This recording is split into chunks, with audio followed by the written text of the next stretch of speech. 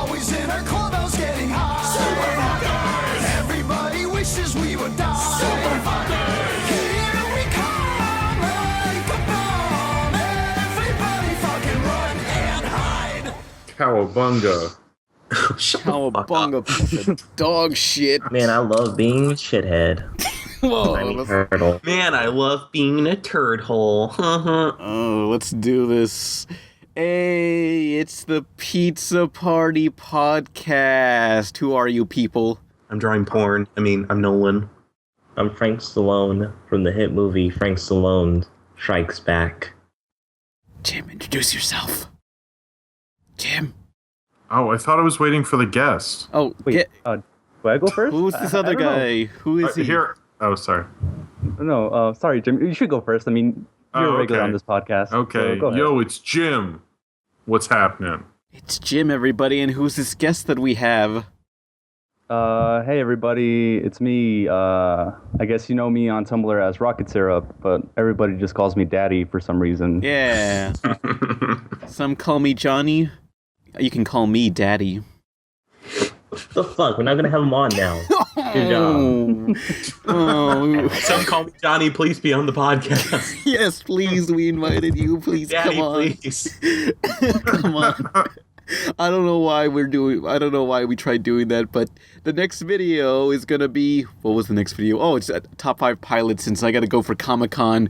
So if anyone at San Diego Comic-Con sees someone with a Pan Pizza shirt, that's me, or it's probably someone else that just happens to have my t-shirt, but, you know, say something to me. Maybe I'll pass you with a draft of my Loki IRL comic, which is going to be finished at the end of August, you know, and I'll actually release them. The whole thing will be finished, and then we'll never have to hear about it again. Well, like the first chapter, I guess. It's a God damn it. Yeah.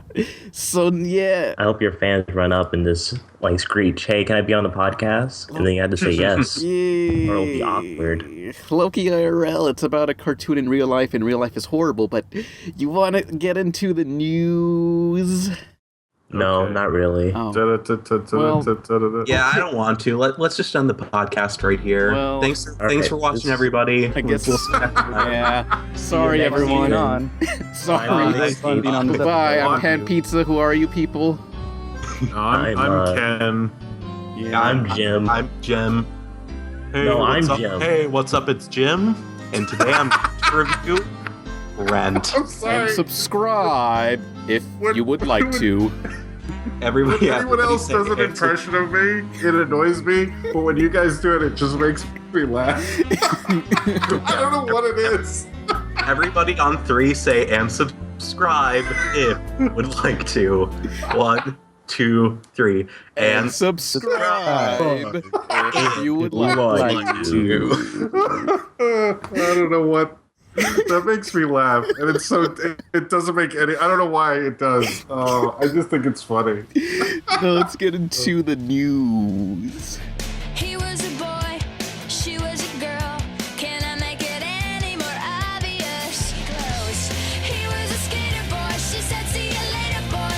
He wasn't good enough for her. So you guys know Hello Kitty? No. How could we not? She's the most precious little fucking diabetes thing ever.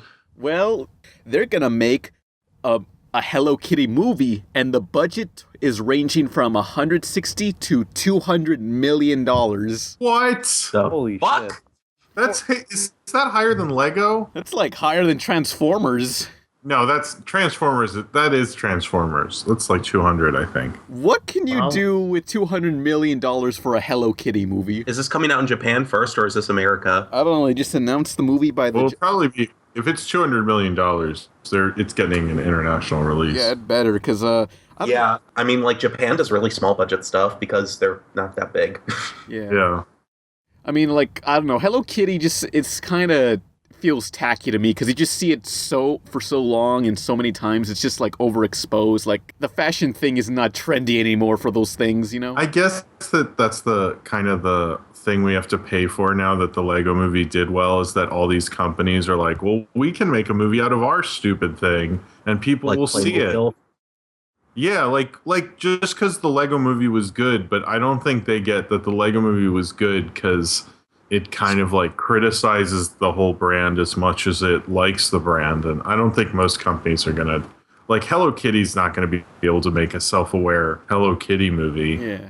I mean, know. I don't know what. I mean, they could. I just doubt they would. I mean, it's going to be Yeah. like real backgrounds with cartoons in the front or what?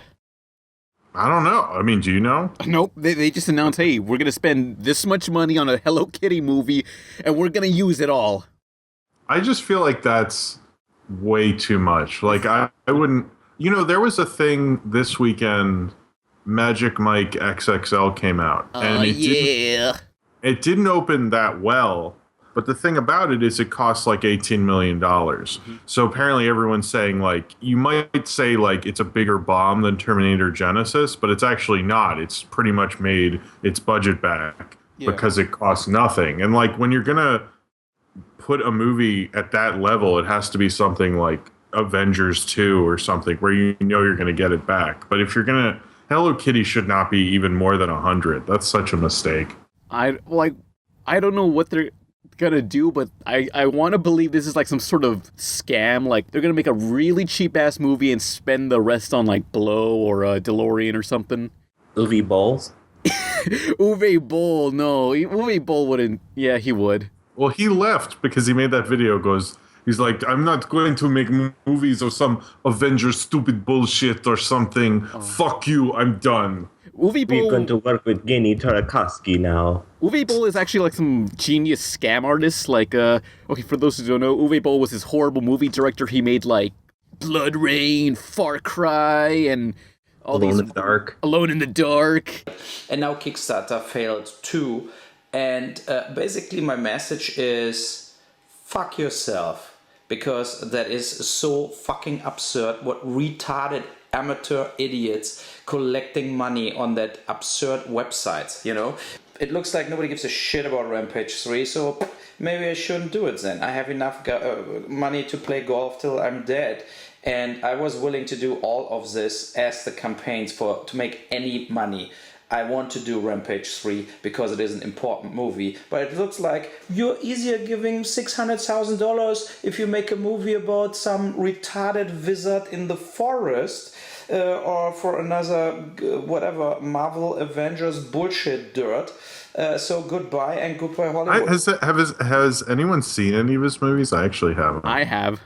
No. Which ones have you seen? I saw Dungeon Siege starring Jason Statham. Statham. Yeah. Wow, Jason Statham really doesn't have a career. Although there was Now he does, but then Dungeon Siege is actually based on a video game that nobody has played, and like nobody ever talks about this one obscure video game, Dungeon Siege. But there's this one scene in that film where they're having a battle in the forest, and one of the evil orcs or bad guys, like I guess they're just orcs or whatever, they were throwing rocks with a catapult, but one of the orcs decides to like light himself on fire and jump on the catapult and launch himself at the good guys. what? I don't know. It was I don't know. That movie was horrible, but I loved it. Well, and ironically, you know, my tastes You're are the guy who likes Freddy Got Fingered. You totally like that 100% unironically. my tastes aren't that shitty. Yes, they are. No, Yes, they are. You like Paul Marclop too. No, I like the second half. The first half was pretty terrible. Whatever. Yeah, but Uwe Boll, he's actually a scam artist because like there was this video. I'll link to it below. But okay, what Uwe Boll did was that he would make a movie, and he's German, right? I think so. Yeah, he would make a movie in Germany, and he would have enough German actors or screenwriters or whatever on the film. And the thing is, if the movie was a financial failure, he can write it off as a tax write-off and get his money back from the government if the movie doesn't make any money. Say what now? So that's how Uwe Boll has been making so many awful movies, and they've all bombed, but he still keeps making films. Wait, so now that I've learned this, I want to pitch you guys my new movie, Wiener Schnitzel. It'll star all of us, but with a ton of German people, and it'll be about us in Lederhosen eating bratwurst and sitting around and go, oh, the German people is very good. Oh, And it'll be Can't make me wear lederhosen, you That's Well, I don't know what other country. I don't know what country that is. I'm pretty sure it's not Nolan- German. Nolan doesn't have to wear. No, it is. I know because my family's super German. So. Ah. Oh, and I could use that. We're gonna make so much money. This is a genius idea. But like the reason why Uwe Boll doesn't do that now, because recently he had a Kickstarter, and it failed horribly, and he made a video saying, fuck you, you people do not want to support my vision. You would rather watch this Michael Bay bullshit movies of Avengers. You know, it was like stupid Michael Bay Avengers bullshit movie. It's stupid. I can play golf my whole life. I don't need this. Yeah, so eventually someone, I don't know, the government caught up to what he was doing and decided, look, we're not giving you any money, so that's why he kickstarted this other film. Maybe he really does it for the art. You don't know. It's like, I thought there was passion in him, but no, he was just a scam artist the whole time. I thought he was gonna be like Ed Wood, you know? Like, Ed Wood had, like, ambitions, but no, Uwe Boll's a scam artist. Well, Ed Wood did scam people too, because he used religious money. Have you seen the Tim Burton Ed Wood? Long time ago, yeah. Well, there's these religious people wanted to make a religious film series, and he used some of their money for Plan 9 from Outer Space. And he basically kind of lied to them to get the money. Well, I mean, if he makes, like, some sort of Jesus metaphors in his sci-fi movie, that could work. I guess, you know, It's all Superman. film people scam people, but Uwe Boll was the worst. Yeah, Uwe Boll, his reign ends today. But yeah, Hello Kitty, yeah, maybe Uwe Boll will take up the mantle and do the $200 million Hello Kitty theatrical film. They should get Katy Perry involved. She could do a song. No, bring back, what's that stupid, she was a skater boy, she's a little... who's that? Avril Lavigne? Yeah, because she did that shitty-ass weeaboo song, No. Hello Oh. Kitty. Mina psycho arigato. Kawaii.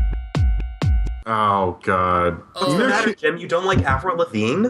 No. Oh, I have hated Avril Lavigne for a long time. Since she came out. This is a hatred that goes deeper than Rent. I do not like. There's a Cletus the Fetus video of me making fun of Avril Lavigne, and it's just a fat Avril Lavigne farting while she talks about how you shouldn't steal MP3s from her because I hate her so much. Jim, did she crash your mall? What did she do to you? No, it's just that I hated. At the time, she kept saying how she was so punk. And then suddenly she went back on it and go, I never said I was punk. I'm not punk at all. Like, I'm Complicated's not a punk song. What are you talking about? She just like co-opted a subculture to make herself big, which is what a lot of people do. But Yeah. I just find her to be really fake, and I don't like any of her songs. I don't like her.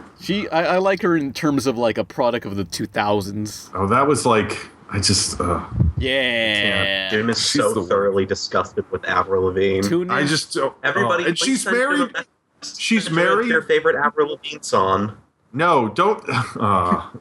No, you know what? The thing with Avril Lavigne is I know she will begat the Antichrist because she's married to the lead singer of Nickelback. Oh, That's not a shit. joke. That's not a Shots joke. fired. They will have the Antichrist. Can you take me higher? If their kid is named Damien, I would appreciate messages to my Tumblr said Jim was right. People should wear those shirts. Oh no, it's all ruined. Avril Lavigne's career is ruined. Just go see the Omen, kids. It's all gonna happen. Hey, didn't Avril Lavigne do a theme song for like One Piece? She did- sang Bad Reputation and How You Remind Me for the film's opening and closing. One Piece Z, Film Z. Oh yeah, didn't Avril Lavigne have an a manga? She was a big One Piece fan, and that's why she did the Weeaboo song, because she felt like she had Weeaboo cred now. Oh, maybe she'll do a duet with Leech Street Boys. She's so kawaii, she can't deny. Tune in after the podcast where Emily will be singing all your favorite Avril Lavigne songs. Well, at least I know when to tune out. Okay, next question. I mean, next news article. Fucking It's ruined. The immersion is gone. Hey, so you What? guys remember Homestar Runner?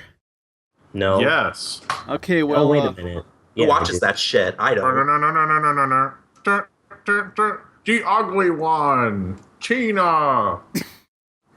That was Teen Girl Squad. So Sorry. the creator, one of the creators of Homestar Runner, was working on Gravity Falls. I forget what they were doing, but now they're working with Disney XD to make a bunch of 1-minute shorts online called Two More Eggs, and they describe it as pretty much they're doing it in the same style as Homestar Runner without the characters, since they don't want to sell Disney their Homestar Runner characters. That'd be a terrible idea. But they describe it as being the same thing. So yeah, Two More Eggs. Look it up. Look it up. Yeah. Whatever. Eggs. Remember when Homestar Runner was like on the Wii Shop channel? That was Homestar's Strong Bad's game for attractive people. Yeah, what the fuck was that? I never understood Homestar Runner, so I just stayed away. It was kind of a early 2000s just phenomenon, and then it just died. It was like huge, and then like every Christmas, all the kids would come to school and have a ton of new Homestar shirts. It's like the Homestar Runner shirts were so cool, and then nobody. It's like the South Park shirt fad. There's still South Park shirts, but there was a point where like everyone had 27 South Park shirts. And Homestar Runner was similar, but not as long as South Park's reign of T-shirt terror. Yeah, I never understood Homestar Runner at all. It was all confusing. It was okay. I like the Strong Bad emails. Those are funny. So the next news topic. So you guys know about the upcoming shows Be Cool Scooby-Doo, which looks like it was drawn by Seth MacFarlane. Yeah, was it actually made by Seth MacFarlane? No, but there's also a upcoming Looney Tunes spin-off called Wabbit. I don't know what it's about, but it's about Bugs Bunny. So yeah. Oh. So you're wondering, like, when are they going to premiere on Cartoon Network, right? Yeah. Is there No, not well, I'm gonna actually. be? Well, because No. the way you asked that, I'm not, because I feel like they're not going to Well, be. fuck! My foreshadowing just gave it away. Damn, what a waste. Well, What's gonna happen to it? This- Is it Yeah, gonna be what's released online? no, it's going to be released on Boomerang. Oh, the channel that I don't watch. Rest in What? fucking pieces. Like, What's the? Fucking Boomerang. at this point, the Cartoon Network said, look, we're tired of Scooby-Doo. We don't want this shit anymore. Take it to What Boomerang. about Bugs? Fucking Bunny. Take that fucking asshole, too.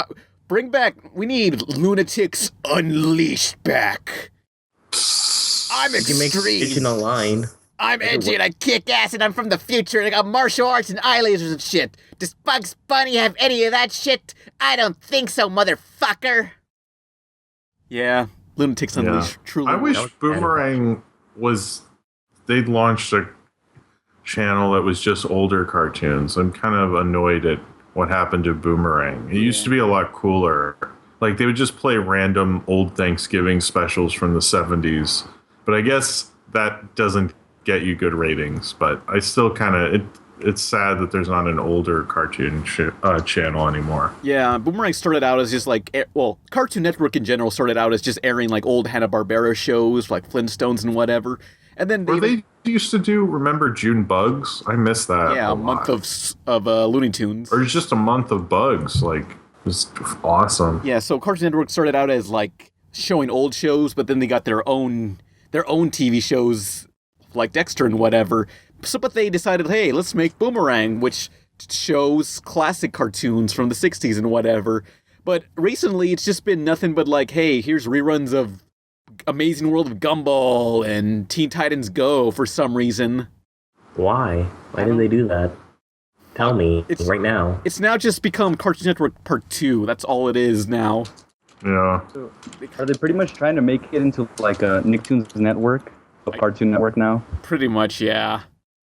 Wow. Yep. I mean, it's not as bad as other countries, because in other countries, I was in Mexico years ago, and I saw Boomerang, and they weren't even playing cartoons. They were playing, like, Mexican soap operas for kids, like Rebelde, which... They didn't play that one with that Mexican mouse. And Ratio, whatever. What the fuck that mouse name? I don't know what that is. And there It was... was a mouse who was really fast. that's Hey, Speedy okay. Gonzales. Oh, I like andale, this one. andale. Ken, how dare you insult Pan's heritage like that? I'm kind of tired right now. What? Yeah. I said, how dare you insult Pan and Joe's heritage like that? So maybe Cartoon Network, maybe Boomerang America will start playing Rebelde and what was that show that Ricky Martin used to be on when he was younger? I don't know. Wait, Menudo? Yeah, Menudo. Wait, was that a band or a soap opera? No, it was a band. I think it was a band. Okay, Wasn't it a show also? Oh, Ricky Martin was on a soap. Yeah, that's right. okay, it was sorry. Rick. Yeah, no, I'm just getting confused with whatever was on TV there. But yeah, Boomerang's dead. Be Cool Scooby Doo. Like, hopefully this signals like the end of the reign of Scooby Doo. It's finally gonna be over. No, it'll go on forever. Nothing can stop Scooby Doo. Nothing. This will be on another channel But from now on. the reason why Cartoon Network is doing this and just dumping them on to Boomerang is Cartoon Network is now just like starting to be exclusive to like Cartoon Network shows alone. No more WB, since if they have WB shows like Young Justice or Scooby Doo, then they had to split the profits when these episodes air. But you know, And and if they air them on Boomerang, there will be no profits to split because nobody will be watching them. yeah, something like that. Yeah, but Very true. I mean, the only WB show they do have is Teen Titans Go, which is so cheap to make. They're like, sure, we'll take this. Which recently hit 100 episodes. Yeah. How did Only like 2 of them that are happen? good. Well, if each one's like 15 minutes long, so maybe it's really 50. And they just 30 they just beat the shit out of that horse. Maybe it's like 50 30-minute episodes. Look, How many episodes of the original Teen Titans are there? let's see. There was 5 seasons. There's 13 episodes each season. that's So there's a good chance they've passed the original Teen Titans in episodes. yeah. Jesus. And it lasted a lot less time. I mean, so Teen Titans lasted like 5 years. This has barely been on for like 2 years, I think, and it already surpassed the amount of episodes. Yeah. Jeez. So they are cranking these out. Because it's so easy to make. Look, I want an action show. But Robin's hand get really big. There, that's an episode. What fetish we can find? Look, I want an action show, but we can't do anything, so might as well enjoy this show, I actually do What's there enjoy to enjoy? That's my question. I don't know, the show gets pretty fucked up sometimes.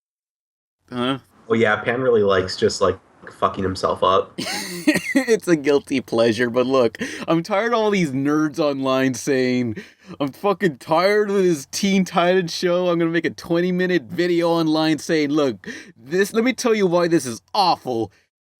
Yeah. What was that joke somebody that was on Tumblr that was like the problems with modern SpongeBob, and it was 45 minutes long? Oh. I haven't watched it, but I heard there's a real video about that. I was like, wow, really? Damn. Wow. Damn it, Reynaldo. I remember there was this when the Problem Solvers first came out. This one kid made a video, was like, will the Problem Solvers be a success or a failure? I'll let you guys know. And then later, after the premiere, he uploads another video. I just like to let you guys know the Problem Solvers was a success. What? Why are you making fun of my videos on this podcast? That's really rude of you. I worked really hard on that video. Yeah, I know. You work really hard getting the 2 same shots while you're talking. Hey, what's up? This is Jim, and today we'll be talking about Problem Solvers. No, that was when I was like, guys, Problem Solvers was a success. My cat watched the whole episode. It used primary colors. We landed on the moon. My cat watched Problem Solvers. It's a success. Contact NASA. Why would you contact NASA? They gotta know. Why? It's NASA. Actually, I'm not gonna lie. NASA was into Problem Solvers, big Problem Solvers fans. Yeah, we always gather around their vending machines and talk about Problem Solvers all the time. I like the dog character. Oh, me too, man. Oh yeah. Well, now the creator of Problem Solvers is working on FXX, and he's making a show called, I think it was Stoner Ducks, Stoner Quack. Oh yeah, I know that show. Yeah, so I don't know. Someone at FXX or Fox Animation HD said, this Problem Solver show is pretty good. Let's give this Problem Solver show that lasted like 1 episode It's pretty good. Let's give him work on our animation domination block. That'll work. But hey, next news. So yeah, that guy who quit The Simpsons, Harry Shearer, but I think we found a replacement. I think we got someone uploaded an audition tape, and it's presidential candidate Ted Cruz. Have you seen this video of him auditioning as a Simpsons character? Isn't he a little busy, running for fucking president? No, I mean, I think you should see the video. Let me link it to you right now. Hi, I'm Ted. With Harry Shearer retiring, I'm auditioning for any part I can get in The Simpsons. Smithers, release the hounds. Excellent. Heidely ho, neighbor. Oakley dokley, neighborino. One of the great exchanges between Homer and Lisa. But Dad, I'm a vegetarian. I don't eat animals. But Lisa, animals are so delicious. He did a good job. He tried his best. He put out good effort. Like, wow. His Mr. Burns was really good. Like, what does that say? Like, I can't believe, I thought Seth MacFarlane was an amazing voice actor, but this guy's the next Seth MacFarlane. No, Seth MacFarlane has so many good voices like Ted and Peter Griffin and then a Peter Griffin and Ted. Peter Griffin, but not exactly Peter Griffin. And then there's Brian and Stewie. And everyone forgets he does Lois, but that's him. Oh. Yeah, he does American Dad. He Seth does all the MacFarlane voices. was cast as the new Powerpuff Girls. The animal we get sausage from? Dad, that's all the same animal. Oh, sure, Lisa. A magic animal that all the wonderful foods come from. This makes me so uncomfortable. Most of these aren't impressions. He's not even. They're pretty much sentences. They're pretty much his voice. They're sentences. They're not impressions. He did a pretty His good. Mr. Burns was pretty good, since he looks like he's Mr. Burns' son. Oh. Does he get that BuzzFeed is making fun of him, or is he in on the joke? I'm not sure what's going on. Yeah, so how was it? Oh, it was great. Ned Flanders, hit voice. That was the best character. Like, who needs Harry Shearer anymore? Like, we got Ted Cruz. Like, he doesn't need to run for president. He can be the Simpsons voice actor and get paid even more than the president. I feel like that's the most Harry Shearer thing that could have happened, to have Ted Cruz do impressions. I feel like Ted Cruz is going to be cruising for the recording booth because I feel like he got the role. Yeah! That was awful. I'm funny. This kind of reminds me of that one time when that one presidential candidate sang the Pokemon theme song on accident. What? Like, they just quoted something. Like, they just said, a great person once said something, something, something, something, and it was from Mewtwo, or it was that, or a song from Pokemon the movie too. See, I wish they would get up and they'd go, a great person once said to me, I want to be the very best. Like no one ever was. Just see how long until people in the audience start to figure it out, but they're probably normal people, so they won't figure it out ever. Yeah, but instead, as soon as he starts talking about how he needs to get a Charizard, that's gonna lose you. Talking to normal people about cartoon and stuff is just this is surreal. It's like these people aren't as nerdy as I am, so it's like they don't know anything. If you talk to a normal person about cartoons, they just go, oh, you're a big kid. And you're like, no, but don't you think the political ramifications of this design? They're like, you're a big kid, shut up. I'm a big kid now. Yesterday, it was 4th of July. I was getting some raspas, and people behind me, there was a group of teenagers, I think younger than me, and they were discussing the movie Beetlejuice, and they were like, hey, you ever see Beetlejuice? Was Jim Carrey in it? No, I think it was someone named Tim. What? Tim. Oh, it was Tim Burton. He was the producer. And it was that's not even an obscure actor right now. It was. Oh God. I was just I wanted to intervene, but it's what do I care? It's you people are fucking don't know shit about anything. It's not. Tim Burton's not the producer. He's the director. Well, maybe he was the producer. Wait, also. The most important question though, they didn't say Beetlejuice 3 times, did they? They did. One of them opened up with that, and they're like, "You ever see Beetlejuice?" That's what I'm referencing. And they're like, which movie? Beetlejuice. And I go, I'm sorry, I didn't hear you. And they go, I'm not even gonna say it. I'm not gonna do it. Oh, it's kind of like that episode of Freakazoid with Candle. Freakazoid sucks. Ass. Hello? Hello? Okay, I'm back. What happened? Oh, no, it was some. Never mind. It was a reference to something. Oh, okay.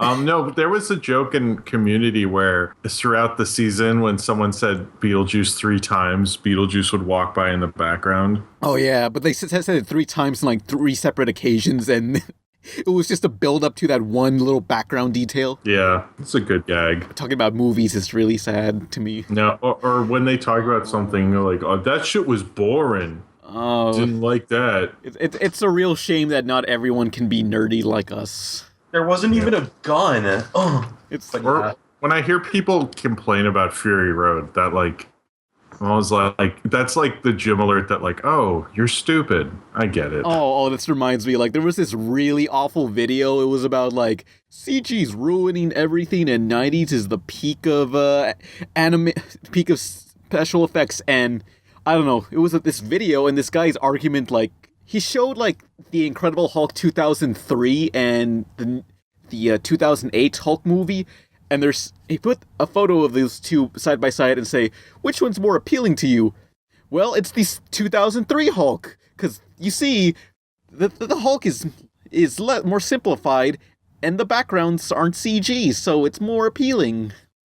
What? I don't know. I'll link the video below, and a lot of special effects artists and like movie critics have come out and said, yeah, this video is so fucking stupid.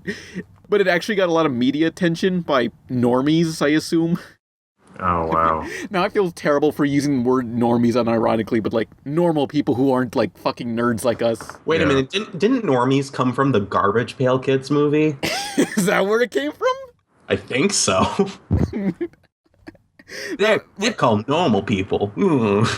That would imply someone would watch the Garbage Pail Kids movie. Nolan, do you have something to admit?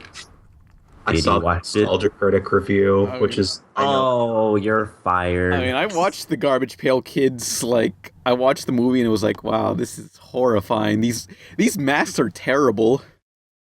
We're the Pepsi generation. Oh, but, you know, I want Uncle Grandpa to do an episode where it's done in, like, in the Garbage Pail Kids style. Wait, was the 2003 Hulk movie, was that the artsy one or whatever? The one everyone hated, but apparently this guy thought, the CG is superior here because it's not as detailed or something.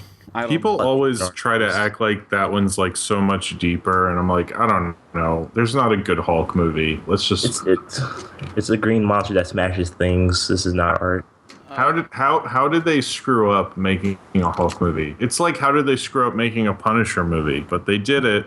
They did it. I like the Punisher. They made a Punisher movie? Yeah, they made 3 of them, I think. Yeah, they've never had the same actor come back as the Punisher. I mean, I saw the each actor was like, "Fuck this, I'm done," and then they're like, and one of the assistants to the director was like, "Hey, do you think that maybe that's a sign that maybe we should stop?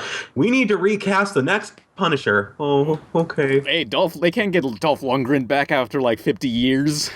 Or could they? Yeah, he did the first one in the 80s, and then Tom Jane, and then somebody else. I like the Tom Jane one. That one was okay. I don't know. I just don't.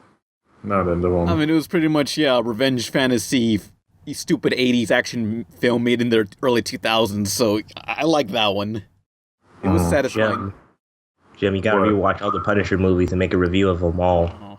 No, I'm not gonna. Somebody asked me in a comment about that show we were talking about that's like the longest anime ever. Uh-oh. And they were like, wait, what? Sanjay-san? Yeah. Yeah, they're like, when is your review of Sanjay-san coming out? And I said 2057. Oh, no. Because I have to watch it all. Yeah, it's going to take a while to marathon. I'll hold you to that then. I mean, they should like have a big marathon airing every single episode. The Simpsons 500 episodes, it took 12 days to air, but 7,000 Sanjay-san episodes, how long will that take? Like, Well, let's Several see. If months. 500 takes Guys, it 12 won't take days. It won't take that long. Come on. 7,000 episodes in a row. Well, wait. So if 500 takes 12 days, then 1,000 would take 24 days. So times 24 by 7. That's gotta be like I have the 6 calculator. months. That's 6 months. 6 months of Saze-san. Oh, but with Non-stop. bathroom with 7 times 24 is 168. It So never it's- ends. Is that divided by 30 or? I'm confused. Someone in the comments can correct us, maybe. But yeah, Punisher, the video game based on the movie that came out for the PlayStation 2, that was awesome because like basically it was like a shooter, but like you can torture your victims. Like you can just hold them up against like a buzzsaw or a... No, but what if one of them was like they had like this fake out where you put them against a buzzsaw, but it's one of those flesh sensing buzzsaws, so it just drops. Well, that seemed... The Punisher's just like, oh, shit. Ha! You just got punked, bro. It's me, Aston Kutcher. No, Oh, not again. Be sure to watch Steve Jobs, only in theaters this July. they're making another Steve Jobs movie, Yep. aren't they? They are. I Are heard we making that, another one? yeah, no, with this one with better people, I guess, but it looks just as bad. But Josh Gad was Wozniak in the Kutcher one, Yeah. right?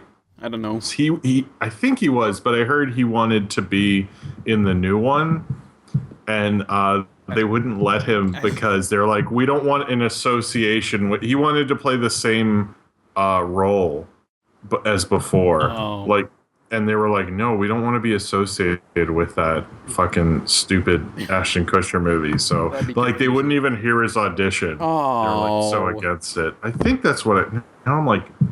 Was he in? What was yes, so he was. about that Yeah. Steve Jobs movie anyway? Was it just like, oh, Steve Jobs is so amazing? I think it's just Ashton Kutcher being in.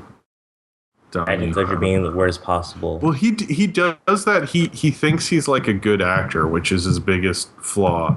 Is that he thinks he's like an important movie star, and he makes like The Butterfly Effect was another example of he took a screenplay that for a decade was considered the best unproduced screenplay.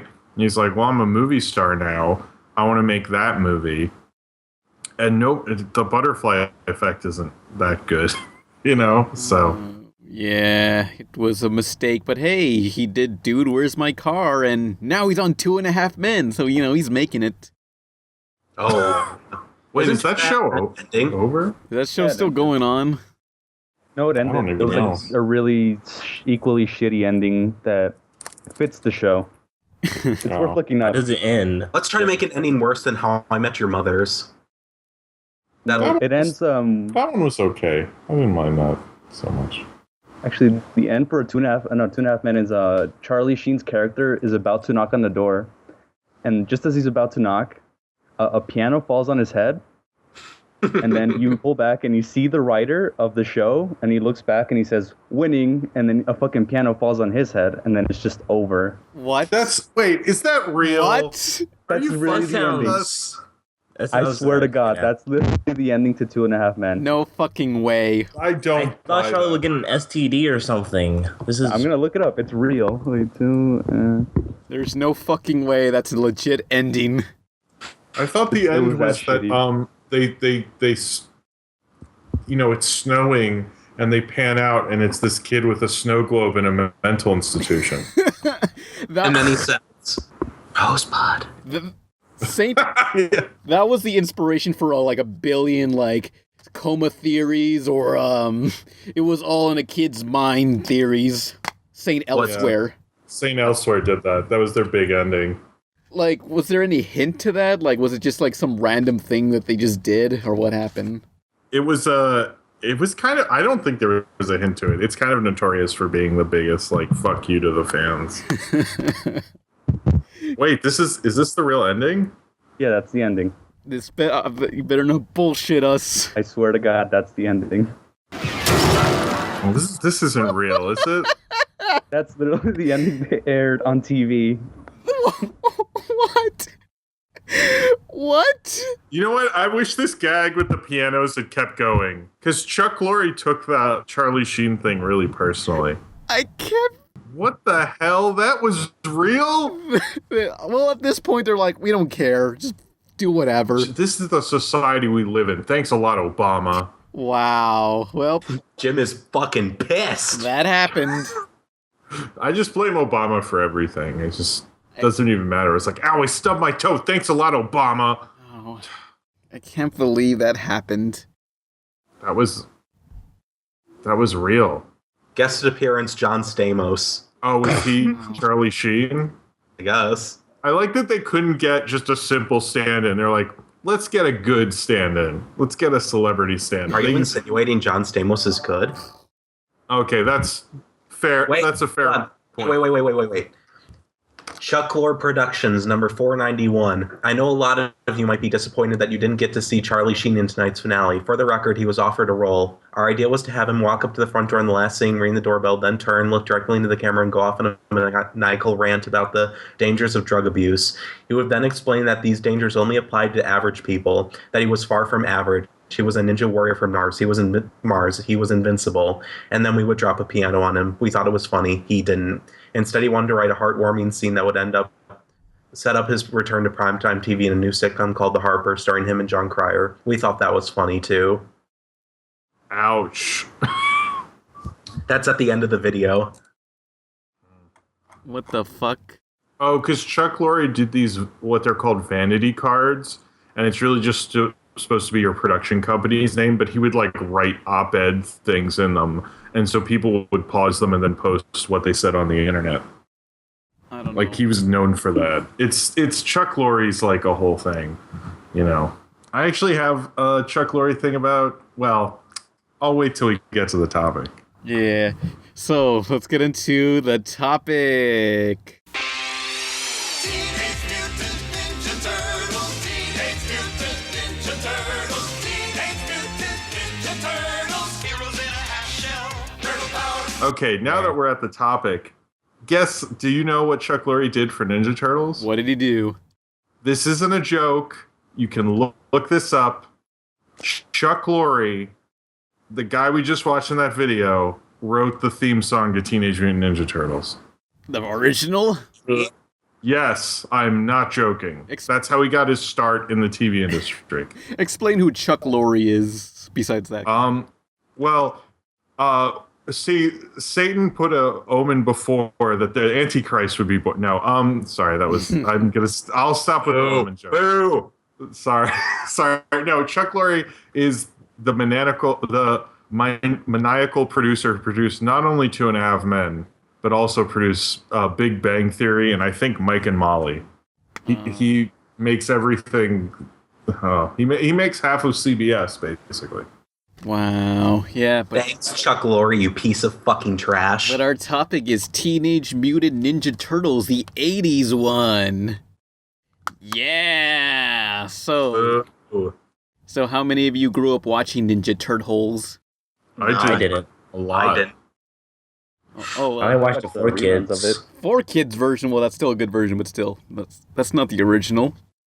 I mean, I remember I had a VHS tape and I had it played over and over, and it only had 2 episodes on there. And when I play it now, it's just all scratched up and like covered in static and garbage, and it's like, oh, Actually, Huh? I had the same thing happen to me last night when I was trying to watch my Turtles tape. It was all scratched. Like the tracking wouldn't fix it. I was like, I overwatched this to shit, I know. and it doesn't even play now. it's insane how terrible mine is. But it's the one where there's some mutated bulls or something. Which take Bulls? I don't know. They fight. There's a chemical spill at a train station or something, and there's mutated bulls. I don't know. I had a lot of the tapes, but I only saved one, and it's the one that didn't work. Oh. They had a thing in Burger King in the kids' meals, and I think you either got a VHS or your parents had to pay an extra one. It was either between $1 and $5, and you got a videotape of an episode. Oh, I remember when like McDonald's and Burger King had like these weird extras. Like they had that one Ronald McDonald tape that was made by the people who made Rugrats, Clatsy Slooplo or whatever it's pronounced. Classic Supo, you mean? I don't know. Some people tell me how that way is also the wrong way to pronounce it. Oh, but Who cares? Klasky Supo doesn't give a shit about anything else. remember when Burger King had those Xbox 360 video games they released? There's one at my Walmart, and I was considering like stealing it because I was like, you know what?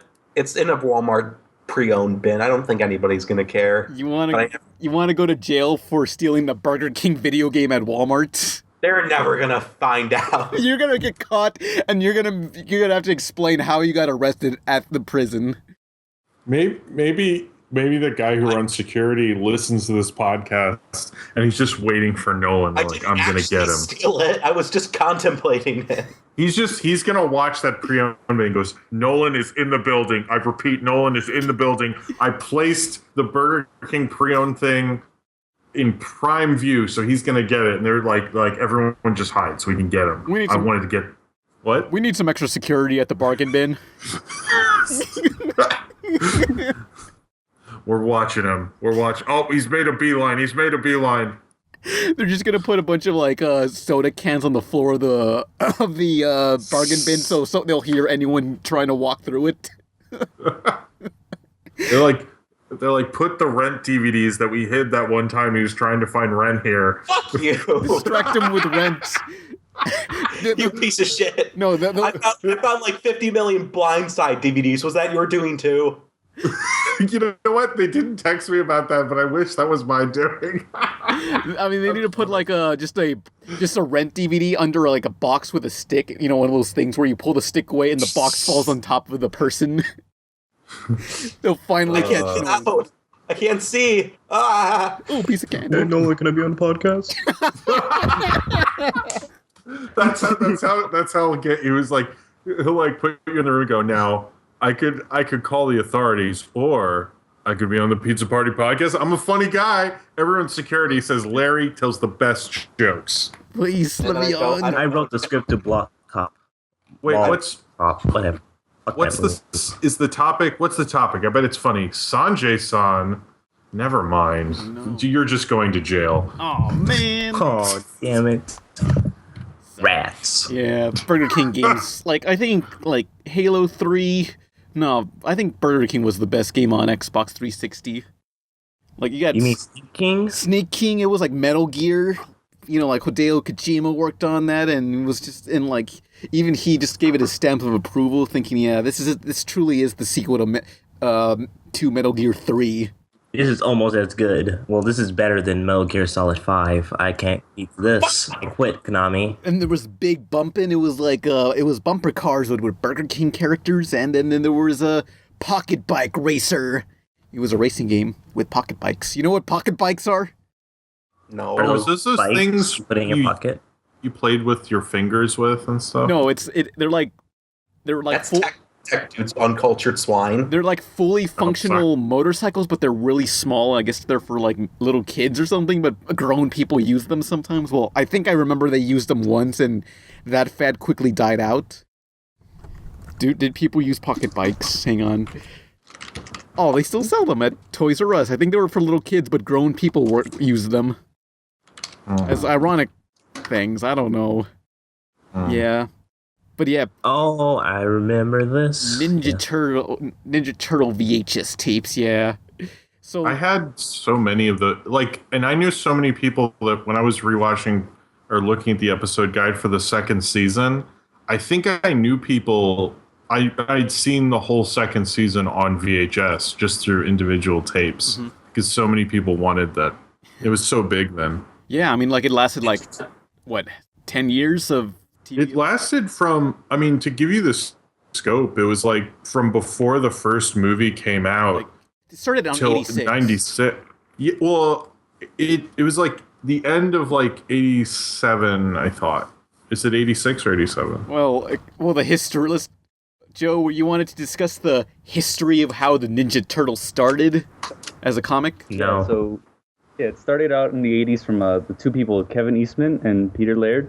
Like, they pretty much took the two most popular comics at the time, Daredevil and X-Men, and combined them together, like just to make like a joke comic. You know, they took the Teenage Mutants from X-Men and the Ninjas, which are really big in Daredevil, and then, you know, pushed it together. And they're like, yeah, let's pick a random animal. It's like, whatever. So then they picked Turtle. So that's pretty much how it came to be. It was just like a big joke. Yeah, and it Like was, shitting on comics at the time. I mean, it was made in like their kitchen where they stapled it together. Well, that's Hey, why I it was hate to hear called that. Mirage Studios, because they didn't have a studio. It was a mirage. It was a fucking lie. But the Foot Soldiers is a direct parody, because instead of the hand, it's the foot. It should have just been called fucking Lies Studios. Fucking fraudulent But assholes. there were Calm down. the thing about the Ninja Turtle show and their whole popularity is the comic predates when creators took back control from the major companies, because before that, if you were a creator and you had a hit, it had to be from Marvel or DC, and the Ninja Turtles just kind of like, it didn't even matter, it was just such a huge hit. And then the cartoon kind of predates when in the early 90s, like it predates The Simpsons, it predates Batman animated series, the X-Men show, Ren and Stimpy. It like comes in at like a perfect time where like He-Man and Transformers had died off and there wasn't really anything coming out that would be major for a couple of years after. So they just kind of dominated until the mid 90s. It was like a ridiculous run, you know. Cowabunga. Yeah, and when they did sell, They had products for everything too. Like everything had Ninja Turtles on it. There were Ninja Turtles pizza. There were Ninja Turtles cakes. There were Ninja Turtles fucking ice cream. Fucking. Well, that Ninja was like, if you were a kid then, you Shit. just wanted all of it. It was like everyone I know, doesn't matter if you were a boy or a girl, you watched Ninja Turtles. It was just such a cultural milestone for kids at the time. I remember this stupid like present I got like for like, I don't know, like 1998. I guess they were still making Ninja Turtle toys, and like I got these action figures of them, but their armor was like, they had this armor and it was like yellow with tiger stripes on it, and it looked so stupid. I mean, I hope this video is still up. It was by Overtime Comedy. They used to make YouTube videos, and it was them showing off all these ridiculous Ninja Turtle toys, like Star Trek Ninja Turtles or Farmer Ninja Turtles. Like, they were desperate for anything that they could make. Oh, actually, it's funny you should bring this up. I forgot about this till today, but I know a guy who has one of the biggest Ninja Turtle collections like in the country. And I went to school with this guy here. I'll send you the link. But I went to school with this guy. I didn't know this until like a couple months ago. And he has like a ridiculous Ninja Turtles. He has like a shrine in his parents' house to Ninja Turtles because they made in his so much. parents' house. Well, he doesn't live in his parents' house. I want to preface that he doesn't live in his parents' house, but his Hey, Mom. shrine is in his parents' house. Mom, Dad, can you please fucking hold my massive collection of Ninja Turtles memorabilia? Thanks. I like Basically, I like how he has a bunk bed. This guy, yeah. um, Oh, I didn't. You know what? I didn't notice he has a Fugitoid. I think that was a character from the comics. Futuroid. But yeah, it was like, but they made so much Ninja Turtles crap. But the cool thing about Ninja Turtles is that Eastman and Laird, since it was independent, got rich off of Ninja Turtles. Yep, pretty much. Like It wasn't like Jack Kirby and he was living in a shack where Stanley would come around and hit him in the face every 2 days.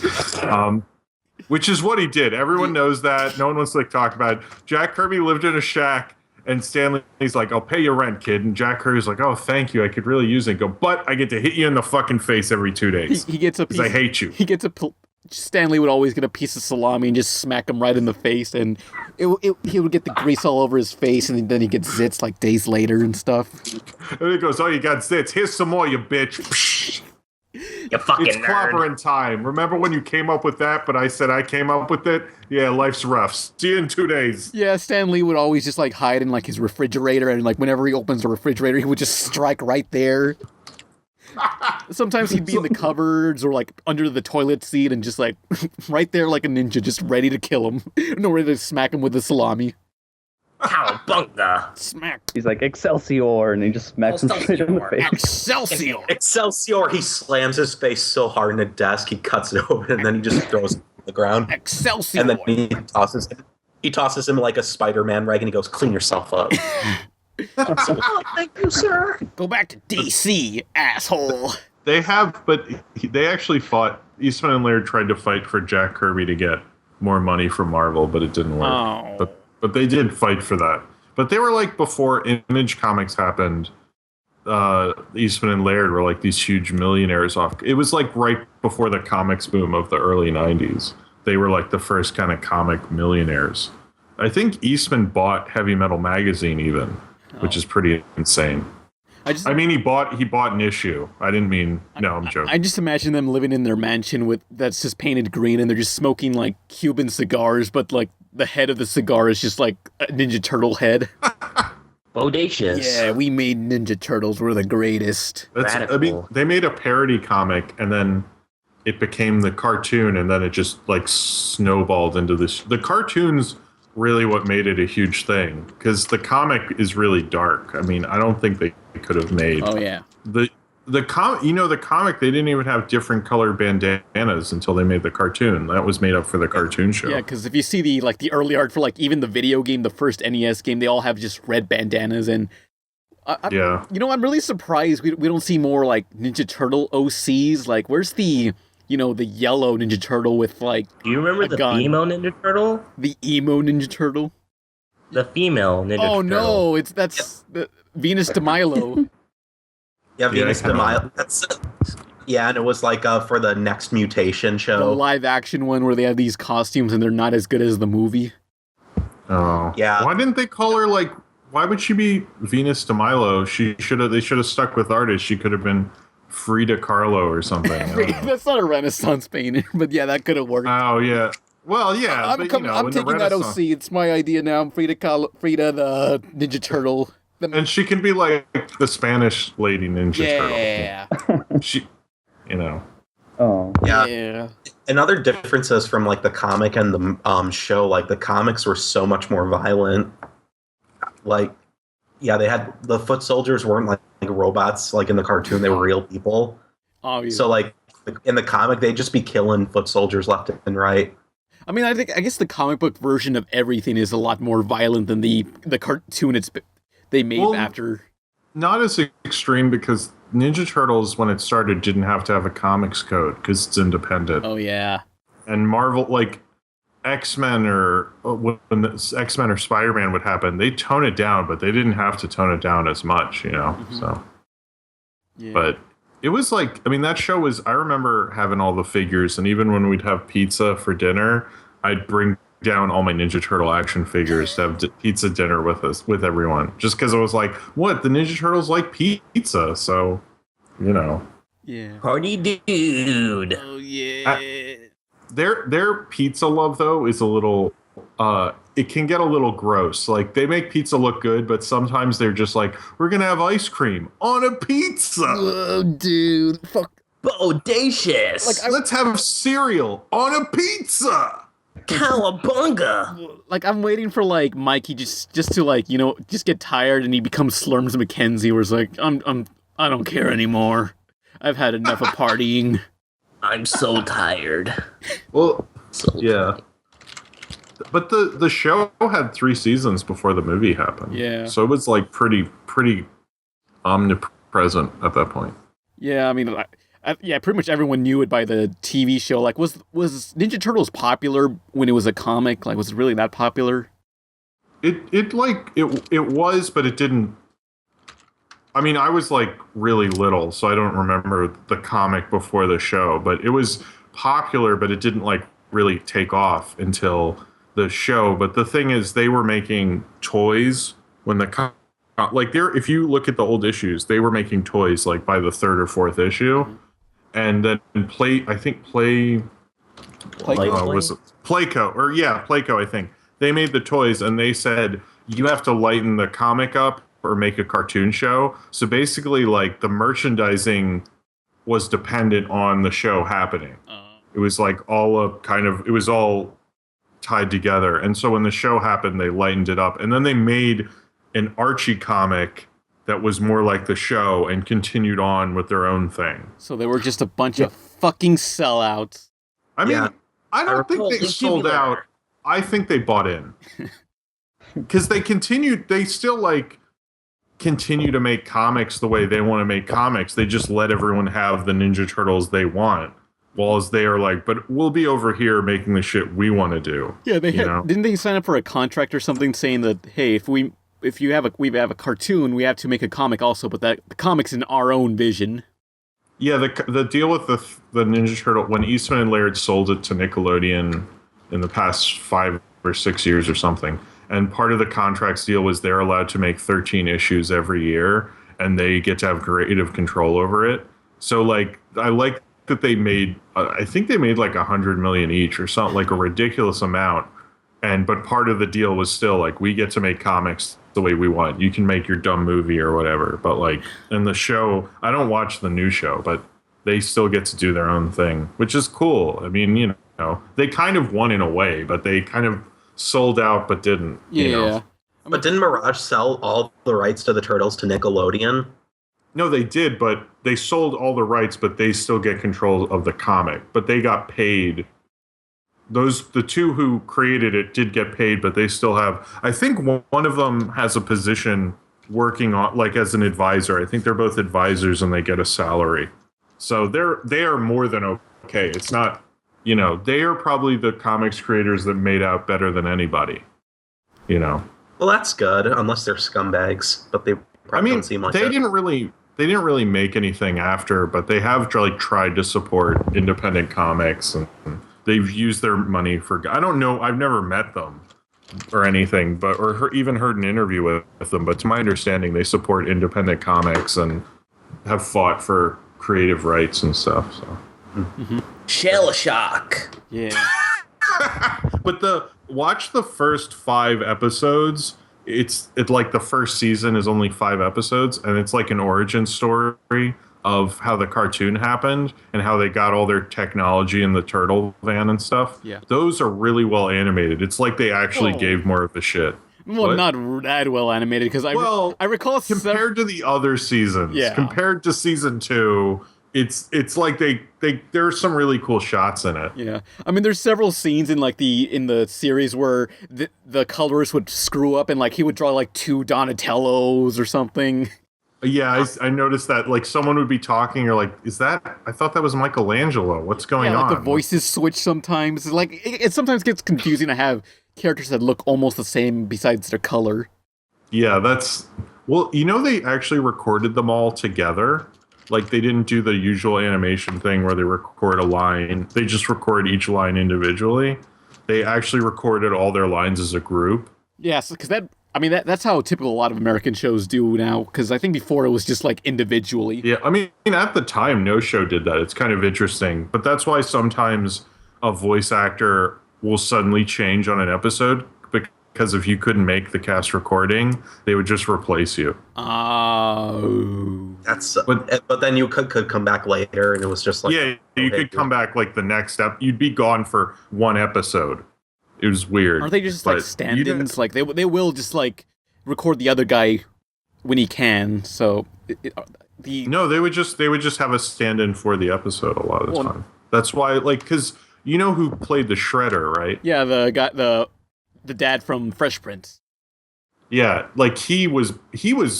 I can't imagine what his early 90s were like. He had a huge sitcom, and he was on one of the biggest kid shows ever. Like, he was rolling in dough, you know. But I wish there was an episode where he revealed to Will Smith he was the Shredder. What?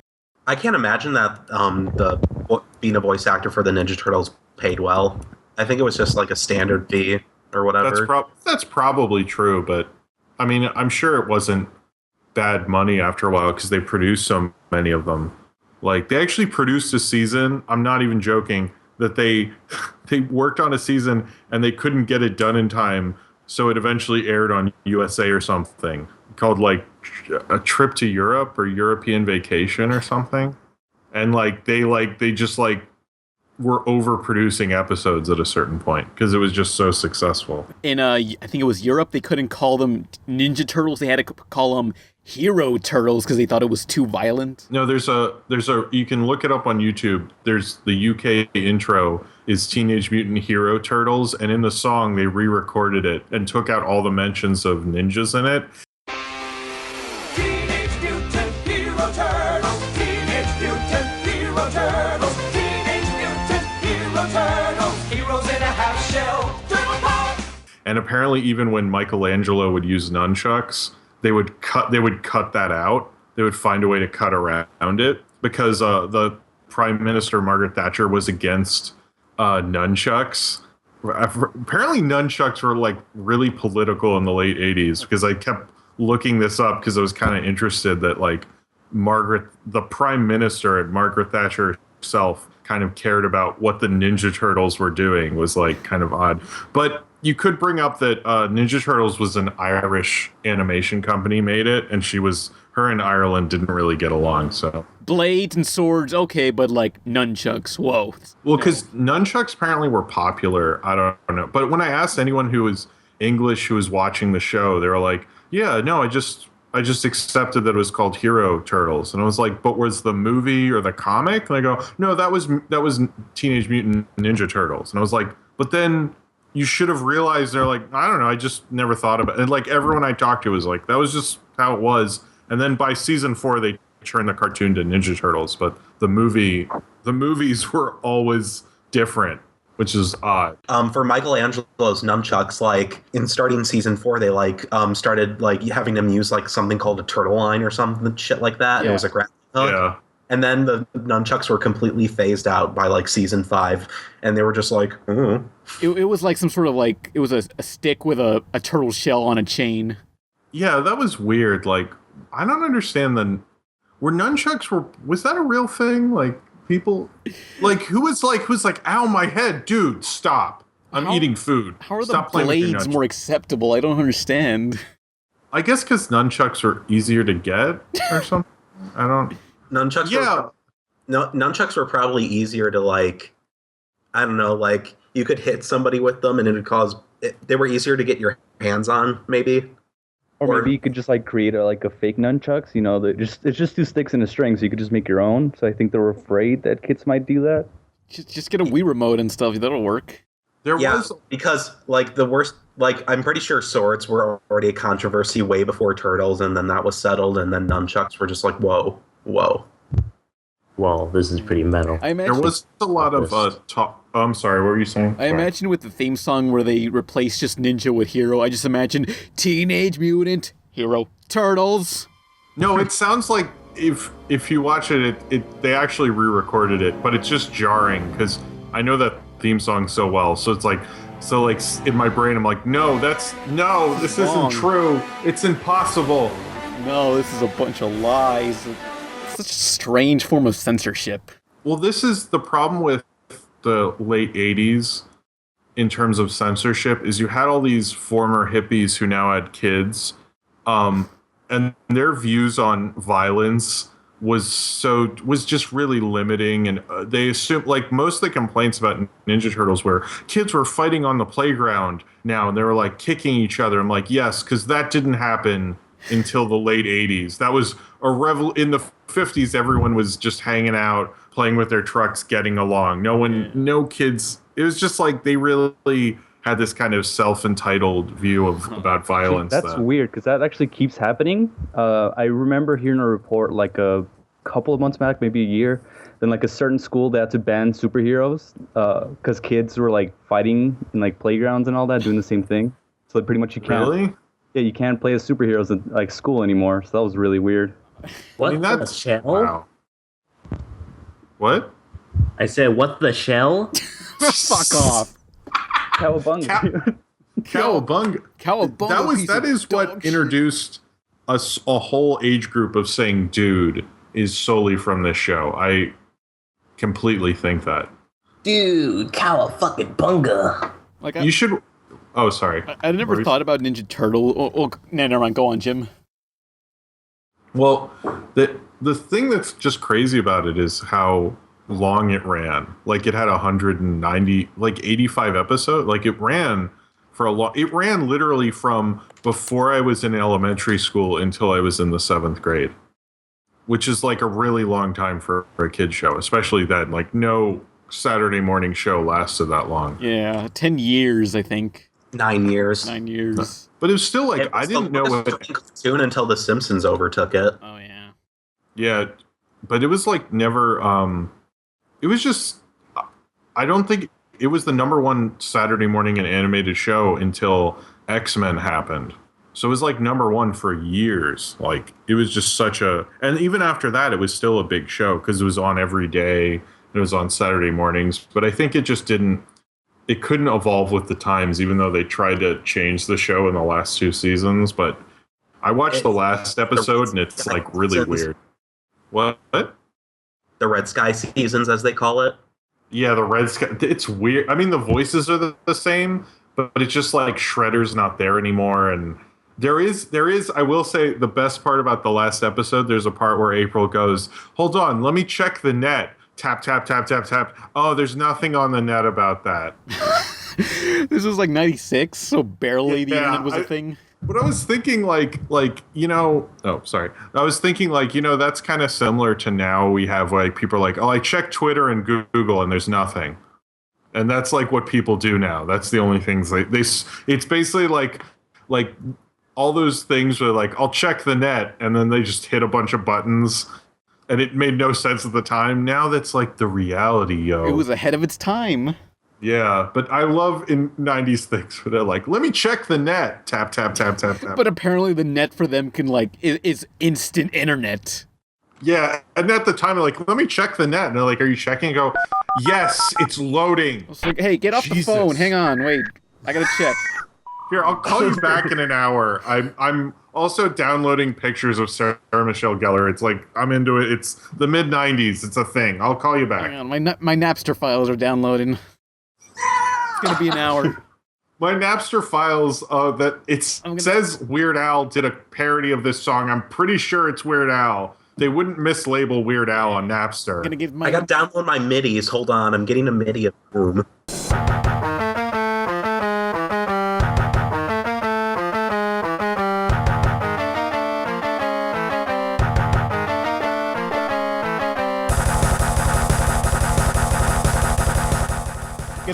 I'm gonna get the new Millennium soundtrack. It's gonna be amazing. It's got Wild Wild West in there.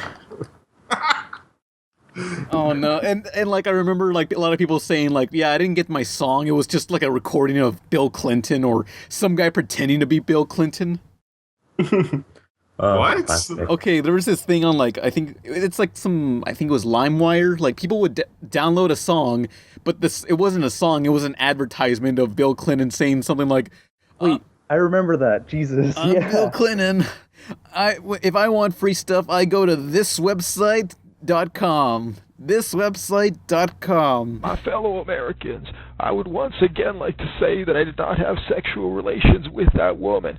I did, however, go to ifreeclub.com, where they offer hundreds of free products: computers, notebooks and accessories, televisions, home and portable audio and video, fashion and cosmetics, housewares, and much more.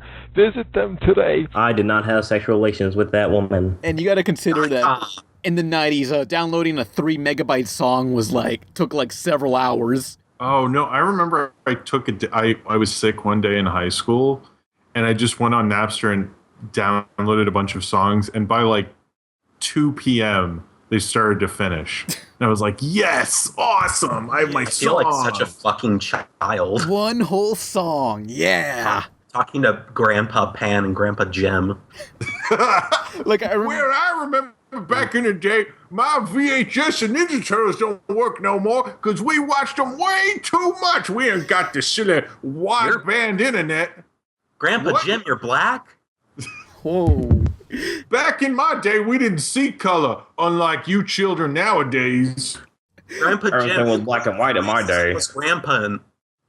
What?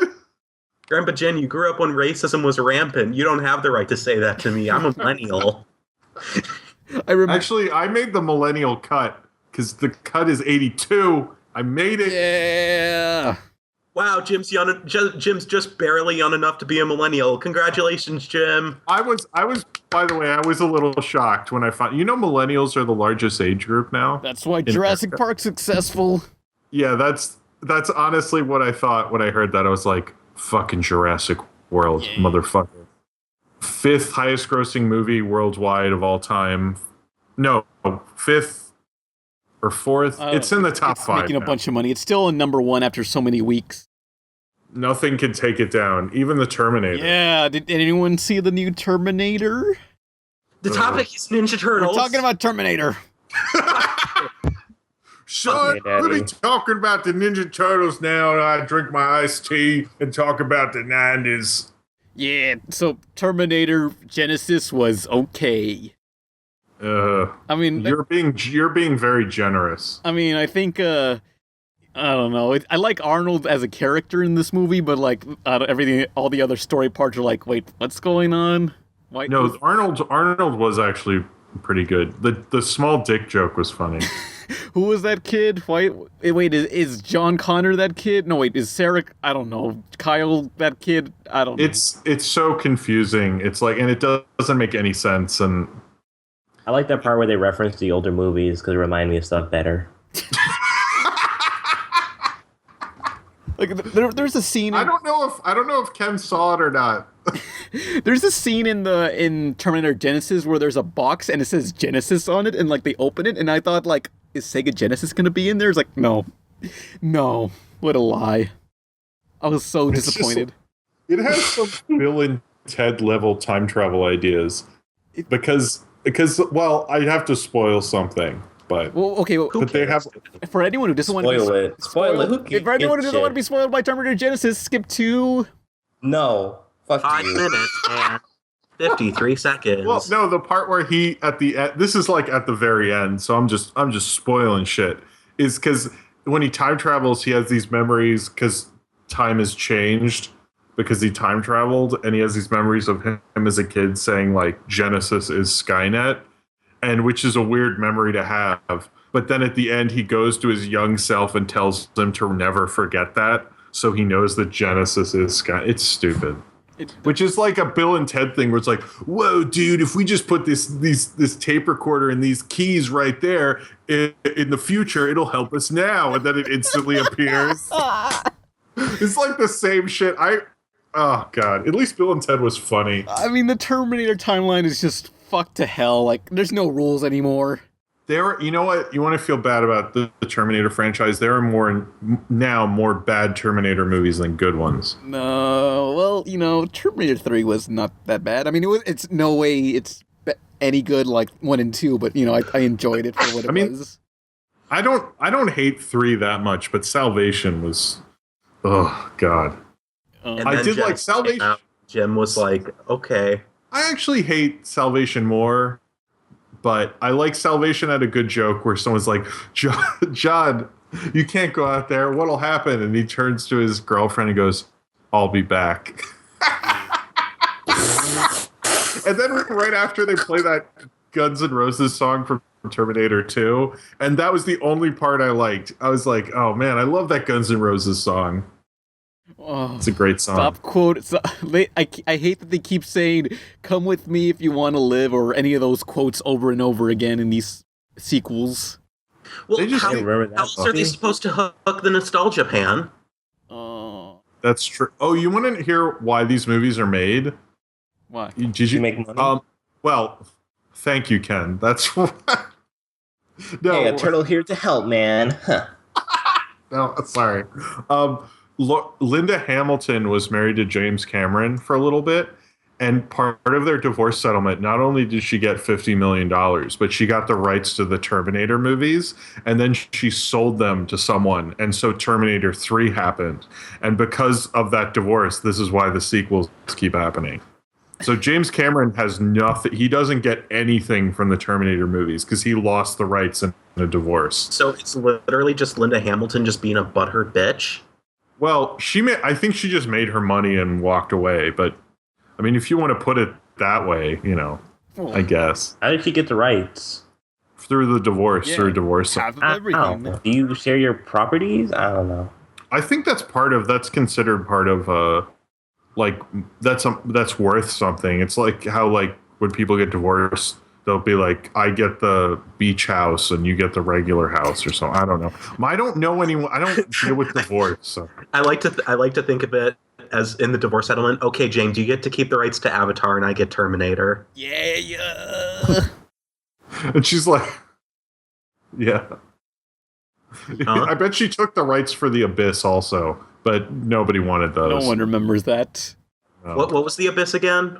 It was like it's a little better because that was when James Cameron was still good. It's like this weird underwater movie, and there's an alien underwater or something. I own it. I haven't watched it in a while. I think I own it. Oh, I do. It's right here. He has a ride in hand's reach. Jim loves the Abyss so much he just has it within reach. No, well, my DVDs are right behind me, so I don't. It's not. Yeah. So it looks like Terminator Genesis didn't succeed at the box office, and Jurassic Park is still at number 1. They're just hoping Terminator Genesis makes money overseas. I mean, they're like, I don't know, they think that like, hey, Jurassic Park made a lot of money, like hopefully Terminator will, and no, because Terminator has been doing a bunch of things. They had like a TV series and another movie a few years ago, so it's not really like banking in on such a long delay of nostalgia. Yeah, well, it's also that. Sorry, what were you gonna say? What was the Sarah Connor Chronicles even about? Sarah Connor's going to her chronicles or something. Narnia, maybe? I don't know. Chronic back pain. No, it was between 2 and 3. Actually, I think part 3 never happened in that universe, so that's... Yeah, it's like an alternate timeline. It's weird. Everything's an alternate timeline. Like, nothing makes sense. Like, if they destroyed the Terminator destroyed Skynet in T2, like, they would have never existed, so they would have never gone back in time, so none of this makes any sense. Yeah, they just need to... The problem with making a sequel, like, Jurassic World was a sequel that people wanted to see. Yeah. Like, when you heard the concept, like, oh, it's if the park had opened and had happened. You're like, oh, that sounds awesome. I want to see that. But Terminator doesn't have that sequel. Wow, I mean, well, okay, Jim, what if they make a Terminator sequel where you see the battles in the future? What if they do that? Yeah, they did that. It was called Terminator Salvation. I'm not falling for that again. I'm not falling for that again. I'm not going back. I refuse to. Everybody thought I'm gonna go to the kitchen and make myself a sandwich. You walk to the door and then you turn. I'll be back. I'm going back to the future again. Look, everybody thought the Future Wars one would be awesome, but it sucked. Like, unless they get like someone really good to do it. But James Cameron apparently gets the rights back in 2019. Yeah, so if he's not busy with Avatar. Well, Avatar will have come out. I'll be right back, guys. Avatar will come out and bomb, so that will and then James Cameron will need to have something to make money off of. And then, I'm gonna make True Lies 2. He's been talking about that forever. I want True Lies 2 because it's just like the action movie that no one gives a shit. It's just stupid fun. True Lies I like True Lies. Yeah. It's good. But Terminator, crap, I don't even know. What if James Cameron just reboots Terminator though? I don't think he will. I would be surprised if he does anything with it. I mean, like at this point, the timeline's so fucked up that every single one of those movies was a reboot. I was surprised he endorsed Genesis because he's talked shit about the Alien sequels before. But didn't he only work on one? He directed Aliens. Yeah, I know. I meant like one movie. Oh, so, like, sorry. Yeah. But it was like the best. The first 2 Alien movies are the best 2. Yeah. Yeah, but like then all of a sudden he acts like he's like the head of the Aliens franchise or some shit. It's like, stay in your fucking lane. No one cares about the other director. Ridley Scott. Yeah, Ridley Scott. Peter Pan. People care about him. He just won't go off on. He won't start talking about Alien vs. Predator because he didn't see it. That's the difference. Yeah, but James Cameron... Wait, he didn't? Oh. I doubt Ridley Scott saw Alien vs. Predator. Come on. I mean, would he? I don't think he would. When the evil shredder attacks, these turtle boys don't cut him no slack. Leonardo leads Donatello does machines. That's a fact, Jack. Raphael is cool but rude. Give me a break. Michelangelo is a party dude. Ninja Turtles. Yeah. How many child deaths were in the Ninja Turtles? Oh, at least 4. Maybe if you edited it correctly. Sometimes, like, if they don't eat pizza, they'll have to eat a child. Yeah, But have you watched the later seasons? I wonder the how Red many Skies? children killed themselves after they heard their concert tour. Oh no! The concert, The turtles. the coming out of our shells tour. Going on us. The coming out of their shells tour where they admit their homosexuality. Like I thought that was a very brave tour. Like That was a Okay, brave tour, progressive. ahead of its time. yeah, It was very brave of them. yeah. I'm glad they can find the Ninja Turtles can finally marry each other now. I can't They believe wouldn't. They're brothers. That's come on. Well, they're not really brother, are they? I don't know. Yeah, they are. I mean, I They're thought brother. so. in Yeah, it's spirit, incest you now. know, like you don't know if they came from the same turtle mom. Like, Dude, they look so similar. they're turtles. They look the same. Well, you know, Whoa, wait. Don't be Are you racist, man. What the Pan a fuck? turtlist? They're fucking turtles. James, Wow, They're I didn't know you recolored. were kind of look here. different. They're fucking shameless recolors of each other. That's what they are. They can't be in Smash Brothers because Whoa, they whoa, just did you just call someone a recolor? That's a fucking slur, man. You're gonna go to Yeah. fucking jail. That's fucked up. That's That's a fucked hate up. I will Fine. not apologize for what I've said because they are Yes, you facts. will. You will apologize. You apologized for Jesse Moynihan's roast. Fuck you. I stick by that, but I will not apologize for this. You're That's a pretty fucking disgusting. liar. Not gonna lie. Shameless recolors. Like I'm surprised they didn't make any more like shameless recolors of the Ninja Turtles. But I think there was something in their contract saying, "Look, you can have the cartoon, but do not make any shameless recolors like the Black Ninja Turtle." Oh, I mean, no, wait, no, like What the no, fuck? wait. What, you I was racist thinking asshole? a color they Did you haven't just say used the already, like N-word? yellow.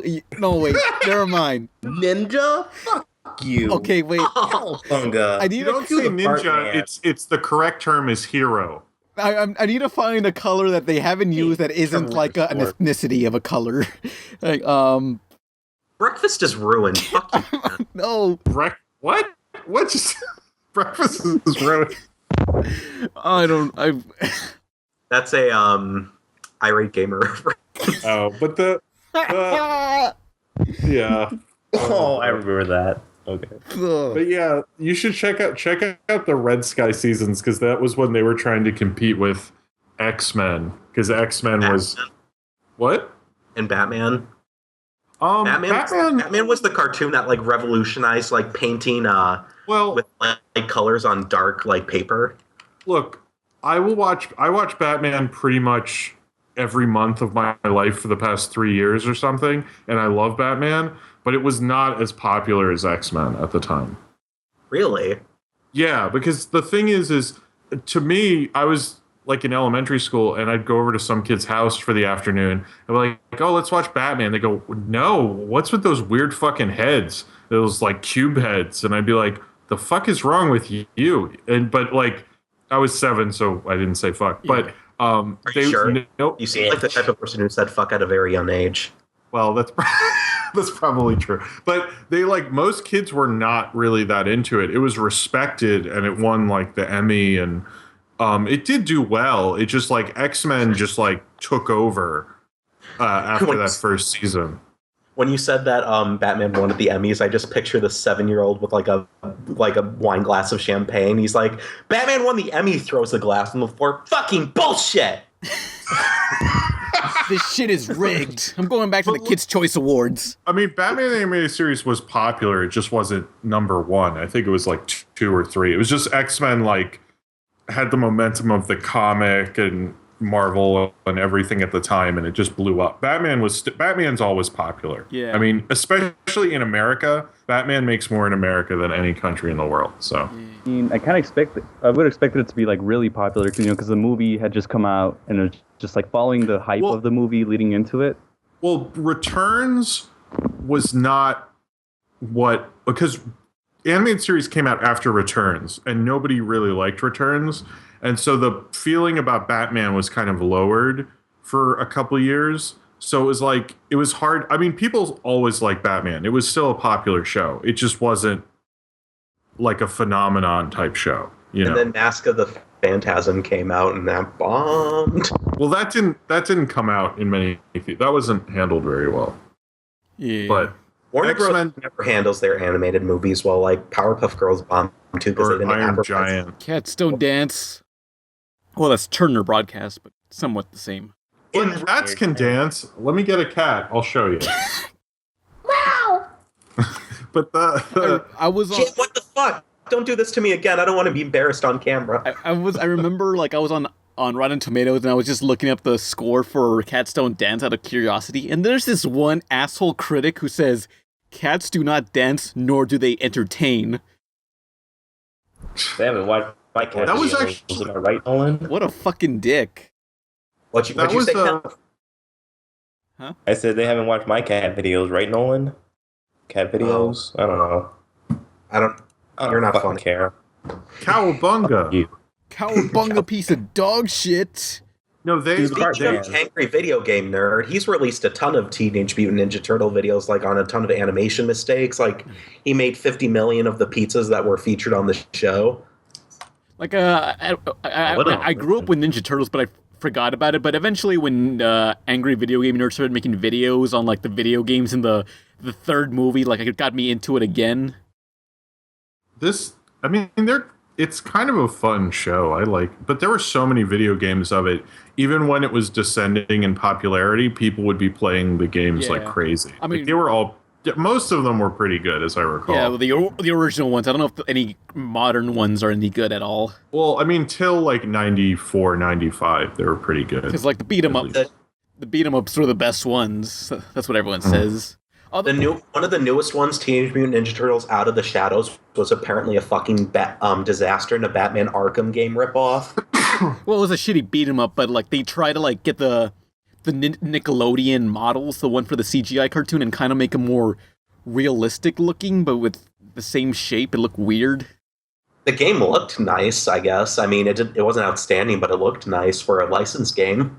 But that new show is really popular, right? Yeah, it's actually really good. Like it surprised me because I thought, oh, it's CGI and these characters look like Nerf dolls. Yeah. Oh, maybe I should check it out. I like Turtle. Was it Turtles Forever? Oh yeah, the Turtles Forever, yeah. which combine like the 2003 and the 80s and the comic book versions together in a crossover.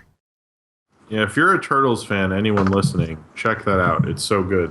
But I remember they re-released the Turtles in Time in HD. Like they redid the Turtles in Time in 3D. Wait. And What? yeah, they did it in 3D, but it was awful because it was like Oh. the colors are just desaturated, and they had to change the music because like they have re-released the Turtles in Time games, but the music was always different because I don't know, the licensing problems or something.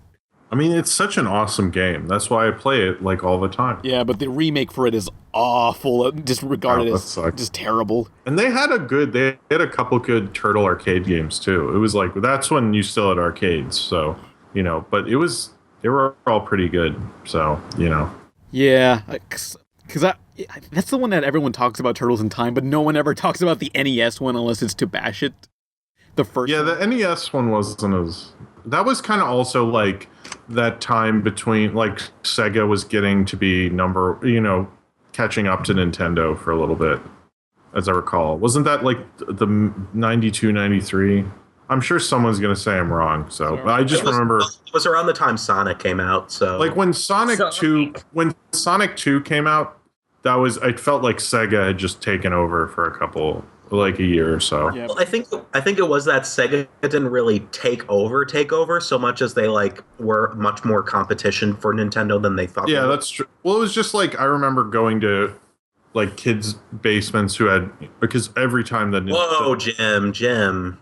I realized I had to explain that. No, every time there'd be a video game system, it couldn't be in the living room. It had to be in like the basement TV because the parents were ashamed of it.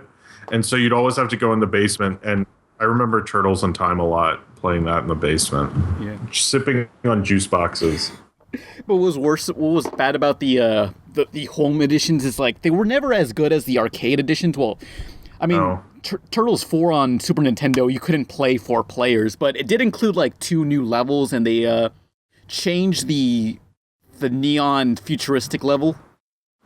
Yeah, because original in the arcade, the neon futuristic level, it kind of looked like all the other levels where you're just going in a straight line left to right. But for the Super Nintendo, it was with Mode 7, so it was like this crappy 3D effect where you're skating on this hoverboard. It kind of looked like Mario Kart in that style. Those Oh yeah, it does. that's what they called it, Mode 7, that 3D effect on Super Nintendo. So anything about the show that you like? Well, the I guess the last seasons are weird. That's the one thing. I don't think. What was different about them? Well, they're called the Red Sky seasons, and the sky's red. That's why they call it that. But they changed the design. The theme song's different, which the theme song is so good. Like the animation and the song, it's just that theme song's fucking awesome. They changed it and put in clips of the movie in the theme song for some reason. And they tried because they wanted to compete with. The thing is that show had a lot of continuity, probably way too early. And I know X-Men tried to do the continuity thing a lot more. They were a lot more into it than Turtles was. But they tried to go more back into that and tried to be darker, but it didn't really work out. And I think times were not changing for Ninja Turtles, you know? It was on their last leg. I mean, I didn't know the show ended in 96. I probably would have, like, watched the last episode if I had known at the time. They didn't make a big deal out of it. It just ended. Yeah, pretty much. It was over, but, like, I guess the merchandise was still going strong in the video games. Oh, the merchandise never ended. It was just like they just kept it. But then a new show came on pretty soon after, right? Yeah, the 4Kids one for 2003. Oh, so it was like that's a good span of time without a turtle show. Yeah, I mean, Ninja Turtles is something that they're just going to keep rebooting forever and ever. Yeah, well, because the thing is it's a fun show. Like anyone I talked to was like talking about Ninja Turtles was talking about how like they would like watching it because they're funny and it's not too serious, and you know how they liked pizza, and it's like they're fun cartoon characters. That's why it was so appealing. I mean, it was a massively successful show, you know. So. Yeah, one thing that you got to ask though is that was it popular because of the time it came out? You know, because He-Man and the stuff ended, or was it popular because it was a genuinely good idea? Because like Teenage Mutant Ninja Turtles. It sounds fucking stupid. Well, that's true. I think its initial huge success is because of that, definitely. And I don't think if it hadn't been like the late 80s and all that, I don't think it would have been what it was. But it's still like a decent enough fun show. Like I ended up watching like way more episodes than I thought. Yeah. Before the podcast. Yeah, and there weren't really any real action shows. Like at the time, it was just like Transformers and He-Man took themselves too seriously, but they were really cheesy. But like Ninja Turtles was more joking about it. Like they were, I guess. Yeah, it was because you could appeal to two different audiences. You know, I think that's one of the things about it that's like pretty different. Yeah. And it was like the only comic book show on at the time, like right when comics were getting really big. So I think that helped. Mm-hmm. But now it's like just because it's just what kids are grown up to know that like that's one of the major cartoon characters. It's like Bugs Bunny or something, you know? Yeah. It's like, and also like parents are into it. That means so much more to consumers if parents want to buy their kids Ninja Turtle stuff. That honestly helps because the parents are the ones who are paying for it. Yeah. So like that's what I think helped the movie because the parents would be like, oh, I remember when my dad took me to see the first Ninja Turtles movie. Actually, my dad did take me and my sister to see the first one, and it was packed. It was crazy. And like I'm sure there are a lot of people who did the same thing with their kids. Yeah, it crosses generation gaps. Yeah, It helps. You know, I don't think it would be if that same set of circumstances, but. You know, it's hard to take those things out of their context, I guess, you know? Yeah. Yeah. So you guys want to... Cow fucking piece of dog shit. Enough with that. I have to say that every time someone says cowabunga, because, I don't know, there was a time in high school where I was a stupid... Heroes in a half shell. I was some sort of weird 90s... No, I was going through a weird phase in high school in like 2005 or 6 where I was just like looking up all these stupid 80s cartoons and quoting all these horrible 80s movies, and like I have this weird backwards nostalgia for like 2005 and 6 where it was nothing but 80s things, and now everything's ruined. Yeah. Oh, sorry. Everything is ruined. Yeah, I think I would have appreciated regular show if it came out then. A lot more. Yeah. Yeah. Turtle power. You guys want to get into the questions? Cowabunga. We'll do like the other series of Ninja Turtles later in some other podcast. Cowabunga. Cow a fucking piece of dog shit. This game is diarrhea coming out of my dick. This game is as appealing as a fucking ooze-infested, dirty fucking sewer rat shit. I've had more fun playing with dog turds. Shredders my ass and splinters my balls. This game is an inside-out asshole regurgitating putrid anal fecal matter. I'd rather fucking yank all the hairs out of my scrotum. I'd rather drink diarrhea vomited out of a buffalo's anus. It sucking fucks, it fucking sucks, it fucking blows, it's a piece of shit. And I don't like it. What the shell? Yeah. Oh. Turtle time. Turd whole time. Yeah. Dude, Turtle power. dudacious. So let's get into Ninja power. If everyone shut up, let's get into the questions. Cowabunga. Do the part, man. Questions. If anyone has a question, be sure to leave your Send it to Pan Tumblr. leave it in the comments on the YouTube channel and be sure to start out with the word question Turtle power. so it's easier to find. No, just for this video especially, whenever you want to ask Pan a question, start it with turtle power. No. Do it. No, what you should do is leave a question for Pan on Tara Strong's guest book on her website. No, don't do that. No. Don't get Pan in trouble with Tara Strong. No. She'll do fucked up shit, man. Kenny X question: what cartoon character do you see yourself as? You know, honestly, if I can go on a quick tangent here, like whenever I've always had like interactions with people or something, I always just put cartoon characters over them for some reason. Like it's just whoever I'm watching at the time, whoever I most recently watched, I just did that. It wasn't conscious. It was just like it just happened. I'm like, why am I thinking like this?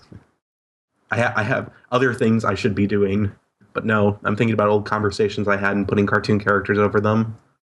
Yeah, so who do you see yourself as? Leonardo. He's a party dude. No, wait.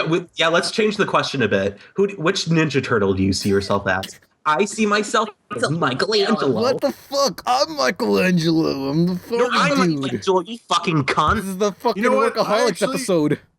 I have a whole thing about this because I used to see myself as a Leonardo, but I think I'm more a Raphael. And I actually had an epic fight with my best friend when I was in first grade over who was the better Ninja Turtle, Leonardo or Raphael. And it was like a year-long argument over who was the best ninja. It was like a war.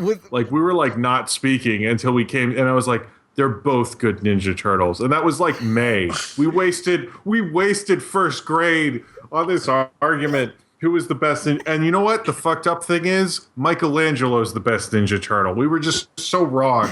Were you two on on top of a building like the 2007 movie and it was raining and you just had this epic fight together?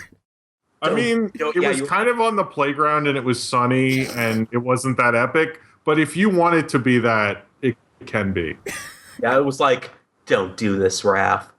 I'm done taking orders. You're not my mom.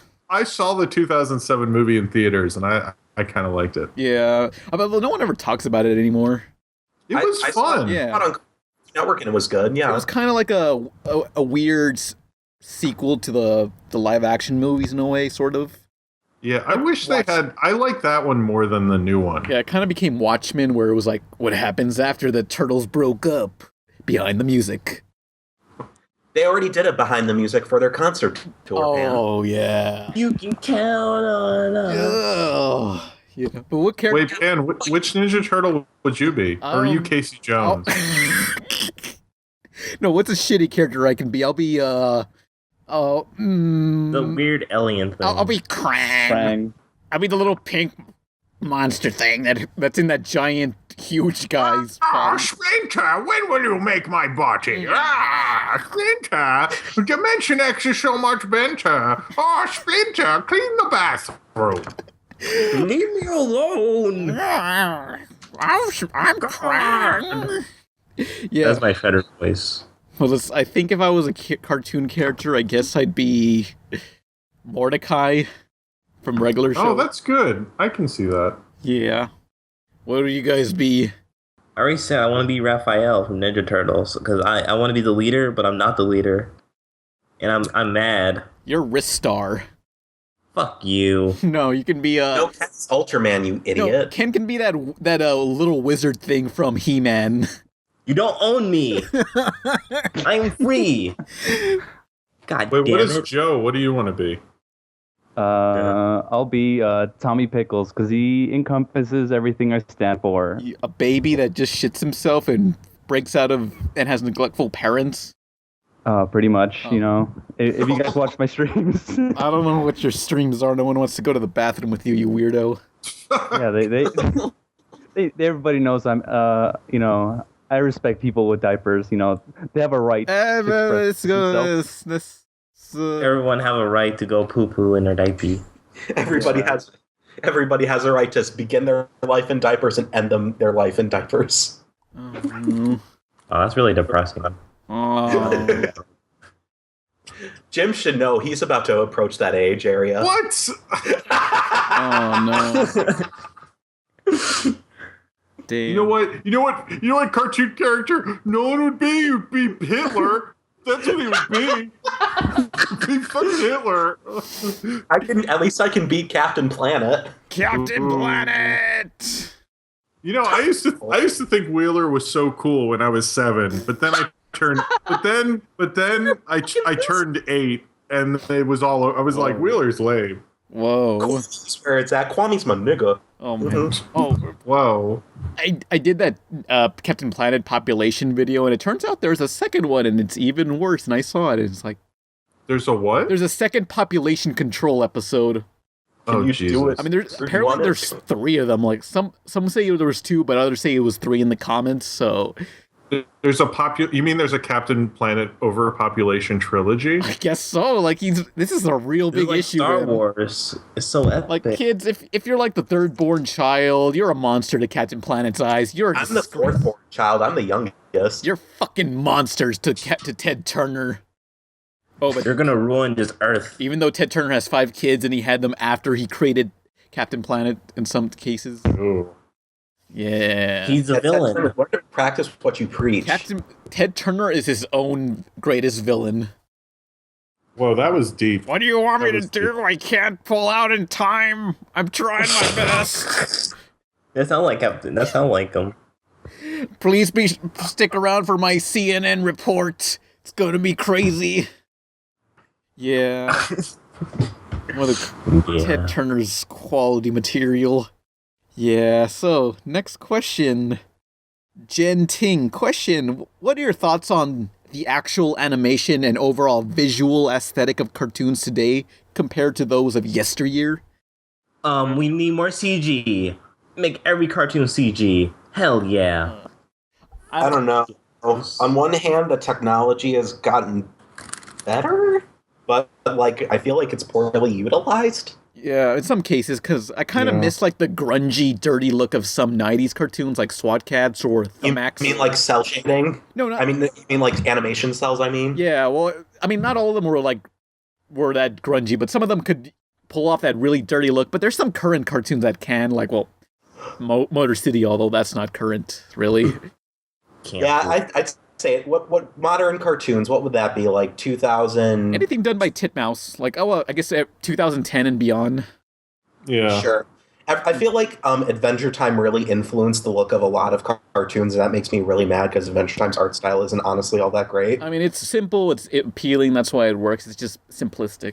Yeah, but it's influenced everything, like Sanjay Craig. The thin outlines took over. Like, I need some thick outlines. Well, Sanjay and Craig's done by the guy who made Flapjack. Oh, well, he's a producer on... well, he didn't create it, but, like, he's a supervisor? Yeah. Thorup Van Orman. But aren't there a lot of Adventure Time people on that show? I thought. I don't know. But, like, I remember, like, the creator of Flapjack, like, there was a video, and I can't find it anymore. It was him getting into a bar fight, and it was a videotape, and he wrestled with some guy and lost. What? Well, they were friends, so they were just joking around, wrestling each other. Two dudes, shirtless, wrestling each other. Shirtless with their beards touching, and he got his ass kicked. They kiss a little bit, but it's okay. Listen. It's fine. It's not. It's not normal. Sometimes you need to just give a little bro kiss, you know. Thank you, bro. Love you. Yeah, just the bromance, you know. I can't find that video anymore, but you know, it was him wrestling for his honor, and he lost it, and now he works on Sanjay and Craig. Well, they were wrestling for who work on that show. Oh no! I think this was after Flapjack canceled, so that's why he got his. That's like he fell on hard times. Like, man, after Flapjack and this sea and real bullshit, I gotta take my anger out at this bar. I'm gonna fight that guy I see. Fuck you, Cartoon Network. Oh no! Someone should find that video, please. But yeah, so what do you? So how do you feel about these aesthetics in cartoons now? The visuals. I mean, I like them sometimes, but I guess I do kind of miss when things are more detail oriented. It feels like they can make more of them at a pretty decent. The animation doesn't have to look too shitty, like we were saying about Ninja Turtles. How like they make a lot of them, but the animation would be terrible, and that doesn't seem to be a problem anymore. But it feels like we could be making maybe like if we made half the amount of regular shows that we do now, could we have better animated ones? And I kind of wish they'd like maybe not overproduce as much as they do now. Yeah, I mean, if you look back at the first few episodes of Regular Show and Adventure Time, the animation was a lot more bouncier and it was more fluid. But like if you look at the new ones now, they're a lot stiffer, so they don't work as they're not as expressive since they had to produce so many. Because it's oversaturation of the cartoon, and also it's got to be dark and serious. What? Adventure Time got super serious and full of itself. Yeah, Haven't I? we're not talking about Adventure Time anymore. I'm tired of talking about this on the podcast. Yeah, I know. We need to have a 5 like podcast break. Like we can't talk about Adventure Time at least from 5 different podcast episodes. No, fuck you. That means you can't do your Emily voice for 5 podcasts. Fuck you. I can do whatever I want. Way. It's fair. Shut the fuck up. I can sing at the end. My big bro said I can do so. Me and Stephanie are going to sing at the end like always. We're going to sing Avril Lavigne's Skater Boy. So shut the fuck up. Hey, he'll see you later, boy. Don't be a hater, boy. That's right. We're going to crush them all together. Asshole. But I love how that was in some music videos. Let's crash the mall. Whoa, dude. A public place. Let's go to the mall and just be assholes to retail employees. Yeah. Fuck you, Avril Lavigne. Fuck your legacy. Yeah, but I kind of feel sometimes cartoons are a little too clean looking. I don't know. But yeah, a lot of cartoons in the 80s and 90s look awful. Like, some of them pulled off the style, but others, like, I think the problem with like the X-Men cartoon in the 90s is that maybe they try to be a little too detailed and it just came off as really fugly sometimes. Oh no, they didn't make designs that worked well. Yeah. I think that was their biggest problem. Yeah, I mean, that's why Batman the Animated Series kind of worked out better because the designs were more stylized and simplified. Yeah. Yeah, but then they eventually redesigned Batman to be even simpler looking in Batman and Robin Adventures, the later seasons. And then they ruined the Joker forever. Oh yeah, the Joker was just the Joker was not as good looking as he was in the first Batman animated series. They just simplified him in New Batman Adventures or Batman and Robin. I don't know what it was called.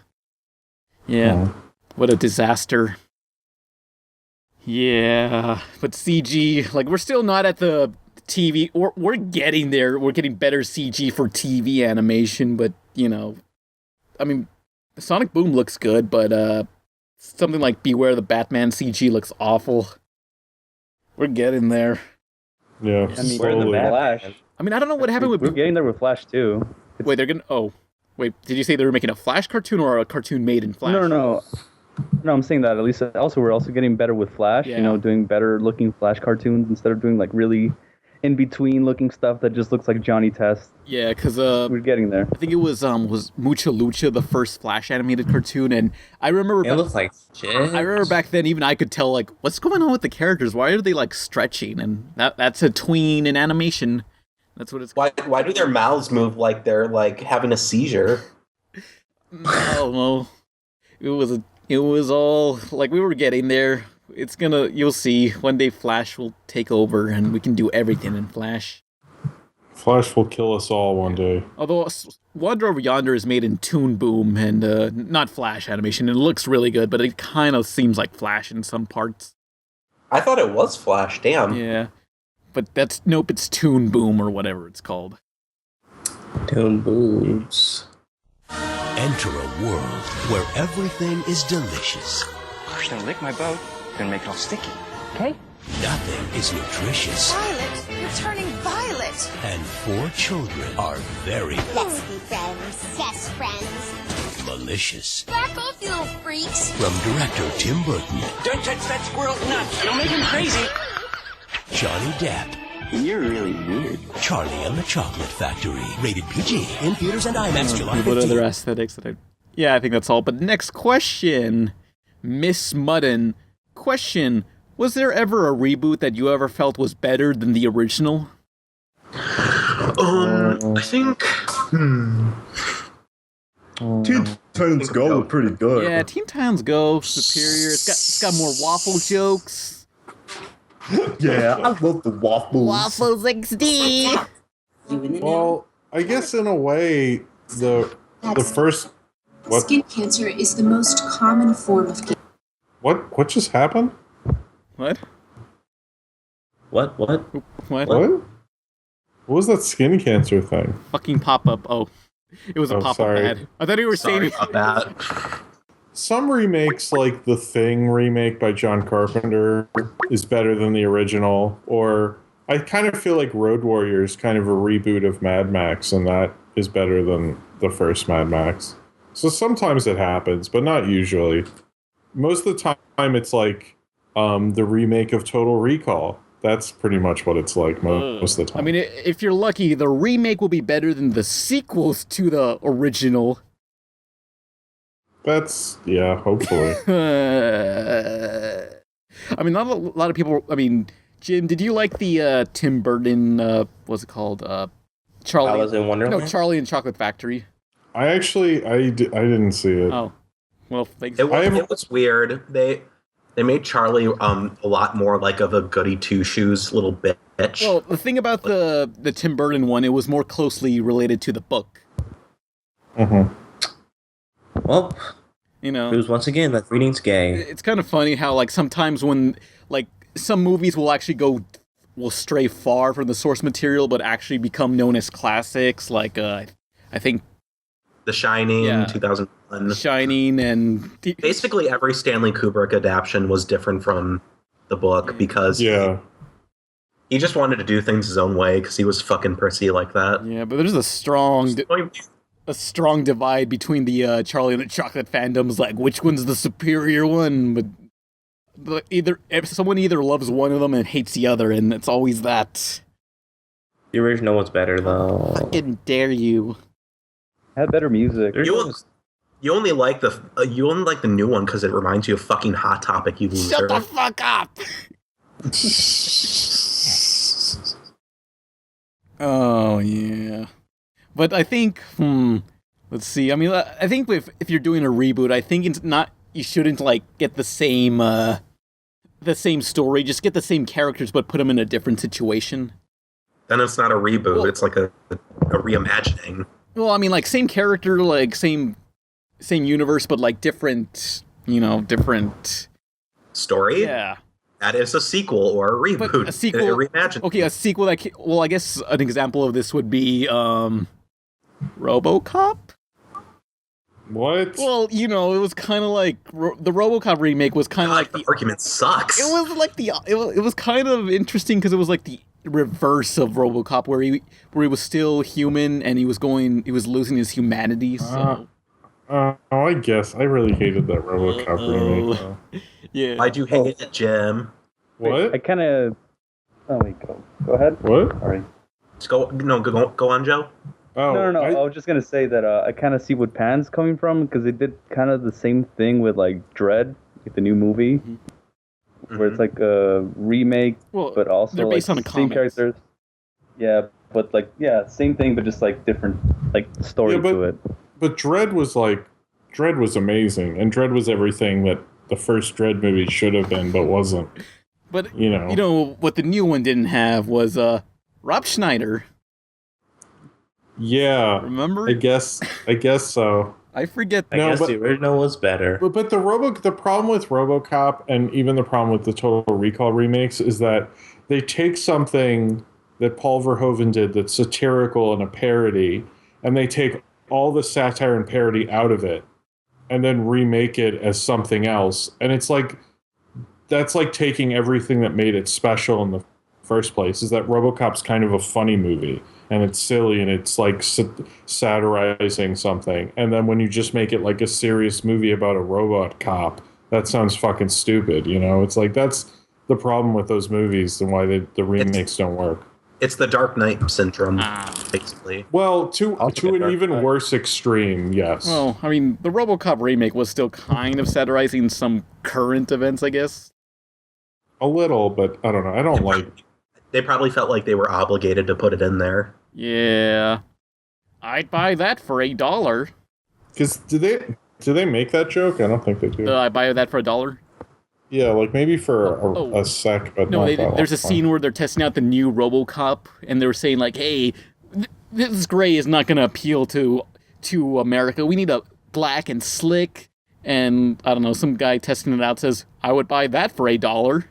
Oh yeah, that was. I don't get.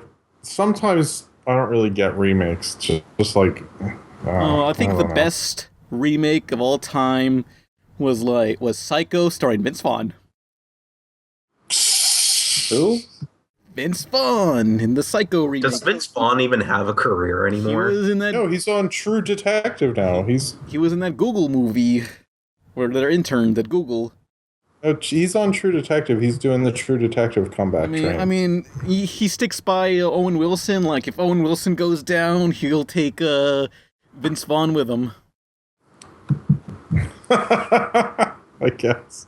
They'll never die. They'll go on forever. But like the Psycho remake is literally shot for shot the same movie from the 60s. There's nothing different. It's just the same movie, same shot, same timing and everything. And it's just like, what's the point? What's the point if you're just gonna do the same thing? People need to think about like the Thing remake. The story is the same pretty much, but John Carpenter based it more on the book and made it a lot darker and directed it in a very different way. And if you're going to direct it in the same exact way and not in a way that has a different enough of an angle to it, there's like no point in doing it. Yeah. You know, you have to come up with a different perspective. Then it's interesting and then it's cool, you know? I mean, look at how many different ways they've made James Bond movies. It's like you have to think of it like that, but nobody... What? I said Skyfall was amazing. Oh, yeah. Skyfall's awesome. But yeah. Yeah, so remakes are basically just cover songs. Like, it's no fun if it's just the exact same.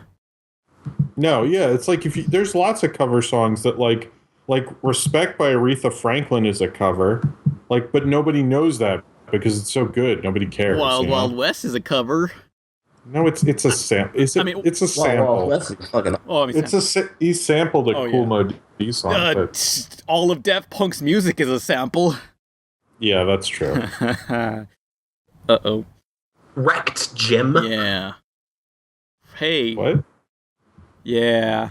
So is there any remakes that you actually feel were superior to the original? I mean, a lot of cartoons go with remakes and reboots, and oftentimes they're superior to what came before sometimes. That actually, Mystery Incorporated, I think, is the best Scooby-Doo show. Yeah, like it should just, like that has a complete story. Like they had a whole storyline and they completed it, and it's actually the longest running Scooby-Doo TV series. And oh, really? Yeah. I didn't know that. Are you sure? That's what I've heard. Because, like, what about, like, the original? Like, Scooby-Doo, Where Are You? I think that only lasts, like, 26 episodes, but they played it so many times that it became iconic. Are you fucking serious? Yeah, I mean, there's, like, a billion-ass reboots for Scooby-Doo, so you kind of... Maybe you get them confused. But I swear there aren't that many original Scooby-Doo episodes. Ruh-roh. But yeah, Turtle power. But like Scooby-Doo should have just ended on Mystery Incorporated and that's it. But no, now we're gonna get Scooby-Doo meets Kiss in a few months. No, next month. Oh, Jesus. Yeah. Hopefully it will be good. Oh. Yeah. I can't Scooby-Doo to have like a Metal Gear Solid 4 like style like movie where it's just like they're old and tired and they just want death. You know, that'd be amazing. You know, and when they were planning to make a live action Scooby Doo movie for theaters, like they were considering making it PG-13, but I think they saw that the Josie and the Pussycats movie bombed, so it was like, nope, we're going for kids. Although there's still a lot of jokes that they snuck in for the PG film. Mary Jane, that's my favorite. Didn't in the Looney Tunes Back in Action they had Matthew Lillard apologizing to Scooby and Shaggy for the movie? They do? Man, I need to see Back in Action. I hear it's awesome. Okay, but there's a scene where I don't think. Well, I heard it wasn't that awesome, so don't get your hopes up. Oh, don't get my hopes up. Okay. Yeah. So there's a scene where you're gonna be let down terribly. There's a scene where they're at the Warner Brothers cafeteria, and you see two-dimensional Scooby Doo and Shaggy talking with Matthew Lillard, I guess, and they're just angry at him, yelling at him, and he's in live action. Oh, that's funny. I like that. It's like, you fucking ruined us. We're gonna ruin you. Yeah, but Matthew Lillard is like the official Shaggy voice now. He was Shaggy in Mystery Incorporated, and now he's Shaggy in all the spin-off movies and stuff. Yeah. What's cool is that they got the original voice, Casey Kasem, to be like his father in the Mystery Incorporated. Yeah, no, didn't they get all the original voices played the parents, right? Yeah. I think so. Yeah, that's what they did. Casey Kasem's dead, so he can't do that anymore. Nah, he can. Oh, Raggy. Ruh-roh. Turtle power. Turtle power, dude. Cowabunga. Next Scooby-Doo should meet the Ninja Turtles. He's a dog shit. Wait, hold on. Ken just had the most genius idea. Ninja Turtles should meet up with Scooby-Doo. Oh my god, there we go! Haven't they already done something? No, that was Batman. They'll take down Shredder together, and then they'll unmask Shredder and be like, Uncle Phil! Oh my god, this is such a great... Ken, you need to send that to Cartoon Network right away.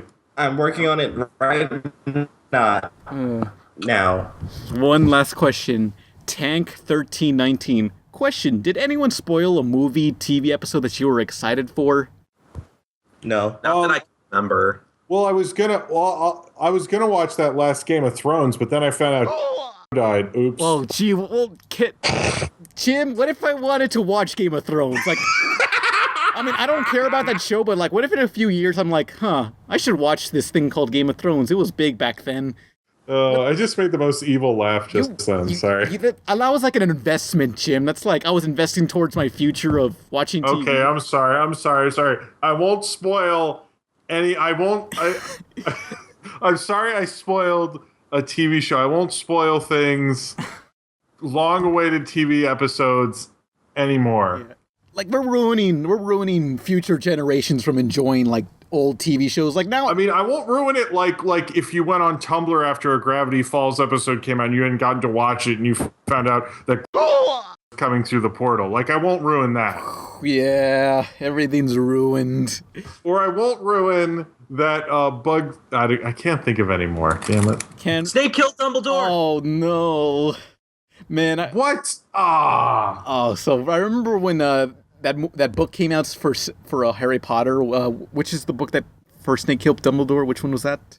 That's Half-Blood Prince. Okay. What?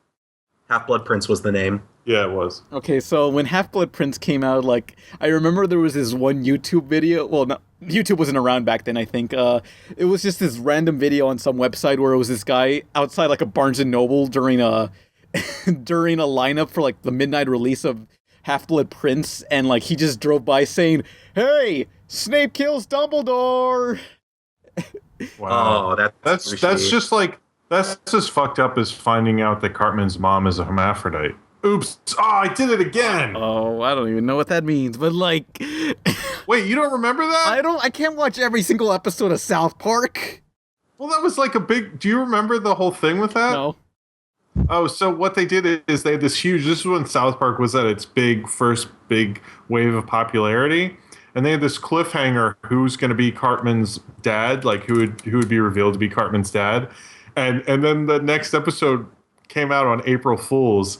And people were like really excited. Everyone was on the edge of their seat. People were like, there were viewing parties at bars, all this stuff. And instead, I'm not joking, they played the Terrence and Phillip episode "Not Without My Anus."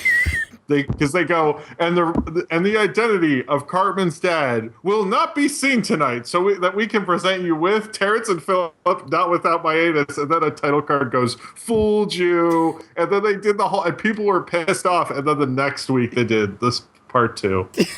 Oh, so they did reveal it eventually, but not then. They did, but they did this huge fuck you to, like, all these people were excited to find out who Cartman's dad was. It was this huge event, and they fooled everyone. It was amazing. I still think it's fucking cool they did that. This was like, people were pissed off. People were like, I'm not gonna watch that shit. Fuck that show. Like, people were pissed off. That show's not gonna last any longer.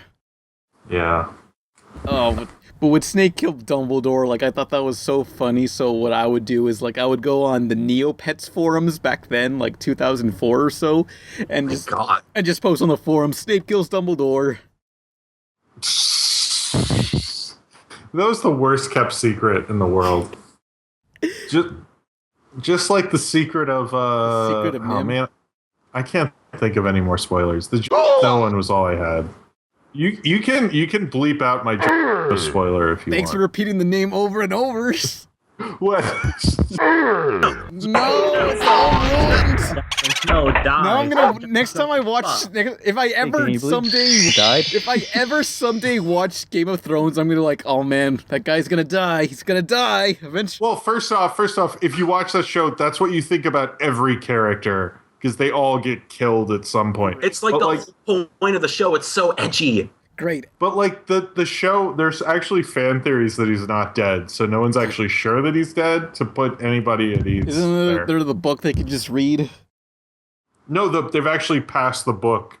So this next season, no one knows what's going to happen. So it's like a freaking manga where they don't know where they're going. I guess so. Oh no. Also, Rosebud's a sled. Oh no! God damn it! I just forgot that spoiler. I still don't get that. Like, what's that all about? Okay, Citizen Kane. What? It's Citizen Kane. Yeah. That's I don't what want you to. I'm lazy. Well, then you don't get to know what the sled's a metaphor for. You gotta watch Citizen Kane. Is it a metaphor for his death? No, it's. Do you want me to explain the ending to Citizen Kane? Oh, yes. Do it. Okay, the ending. This is what everyone came to this podcast for. Like, the point of the sled is that the sled has no point, and you can't sum up a man's life or a person's life in just such a small, minute detail. Okay, that's the point of the sled, because they're trying to find this sled, and everyone's like, because when they said Rosebud's a sled, his last words were Rosebud, and everyone acts like it's going to mean something about this great man, because Charles Foster Kane's like this big important figure, but Rosebud is meaningless. It doesn't mean anything, because you're not saying anything about his life. It's more about the journey of life rather than trying to find a meaning to it.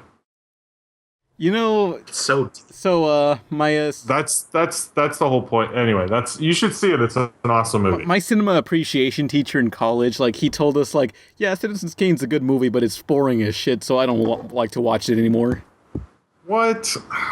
I still think it's a good movie. You know, I saw The Godfather, I saw like the first 15 minutes and was so bored, I decided to just watch something else. I think I watched Shark Tale because it was kind of like, the remake of Godfather in a way. You know. Well, I'm not a huge Godfather fan, but I still think it's boring. Some people are actually really pissed off at you, Pan, for saying that. Yeah, they're just hipsters. They don't know what they're talking about. Godfather, boring as shit, overrated. Now, Freddy Got Fingered, that deserves some praise. Well, you know what? If Godfather, not that great, but Godfather 3, that's where it really picks up. I think that was the best one. That's the best one, definitely. They had like a pop song inclusion where, like a soundtrack to sell. You had Will Smith in the album. It was like Godfather, part 3. What? 3. Godfather. Godfather. Wicka, Miami. Jiggy. And I think that's the end of the podcast. Who are you? Turtle Power, Cowabunga. Turtle Power, who are you people? do the Bartman. I'm Frank Stallone. Watch out. I'm gonna come back one day. Yeah. I'm Jim. See ya. Yeah. I'm Nolan. I'm filling up the depressed hole in my life that Ninja Turtles left. And who's the other guy?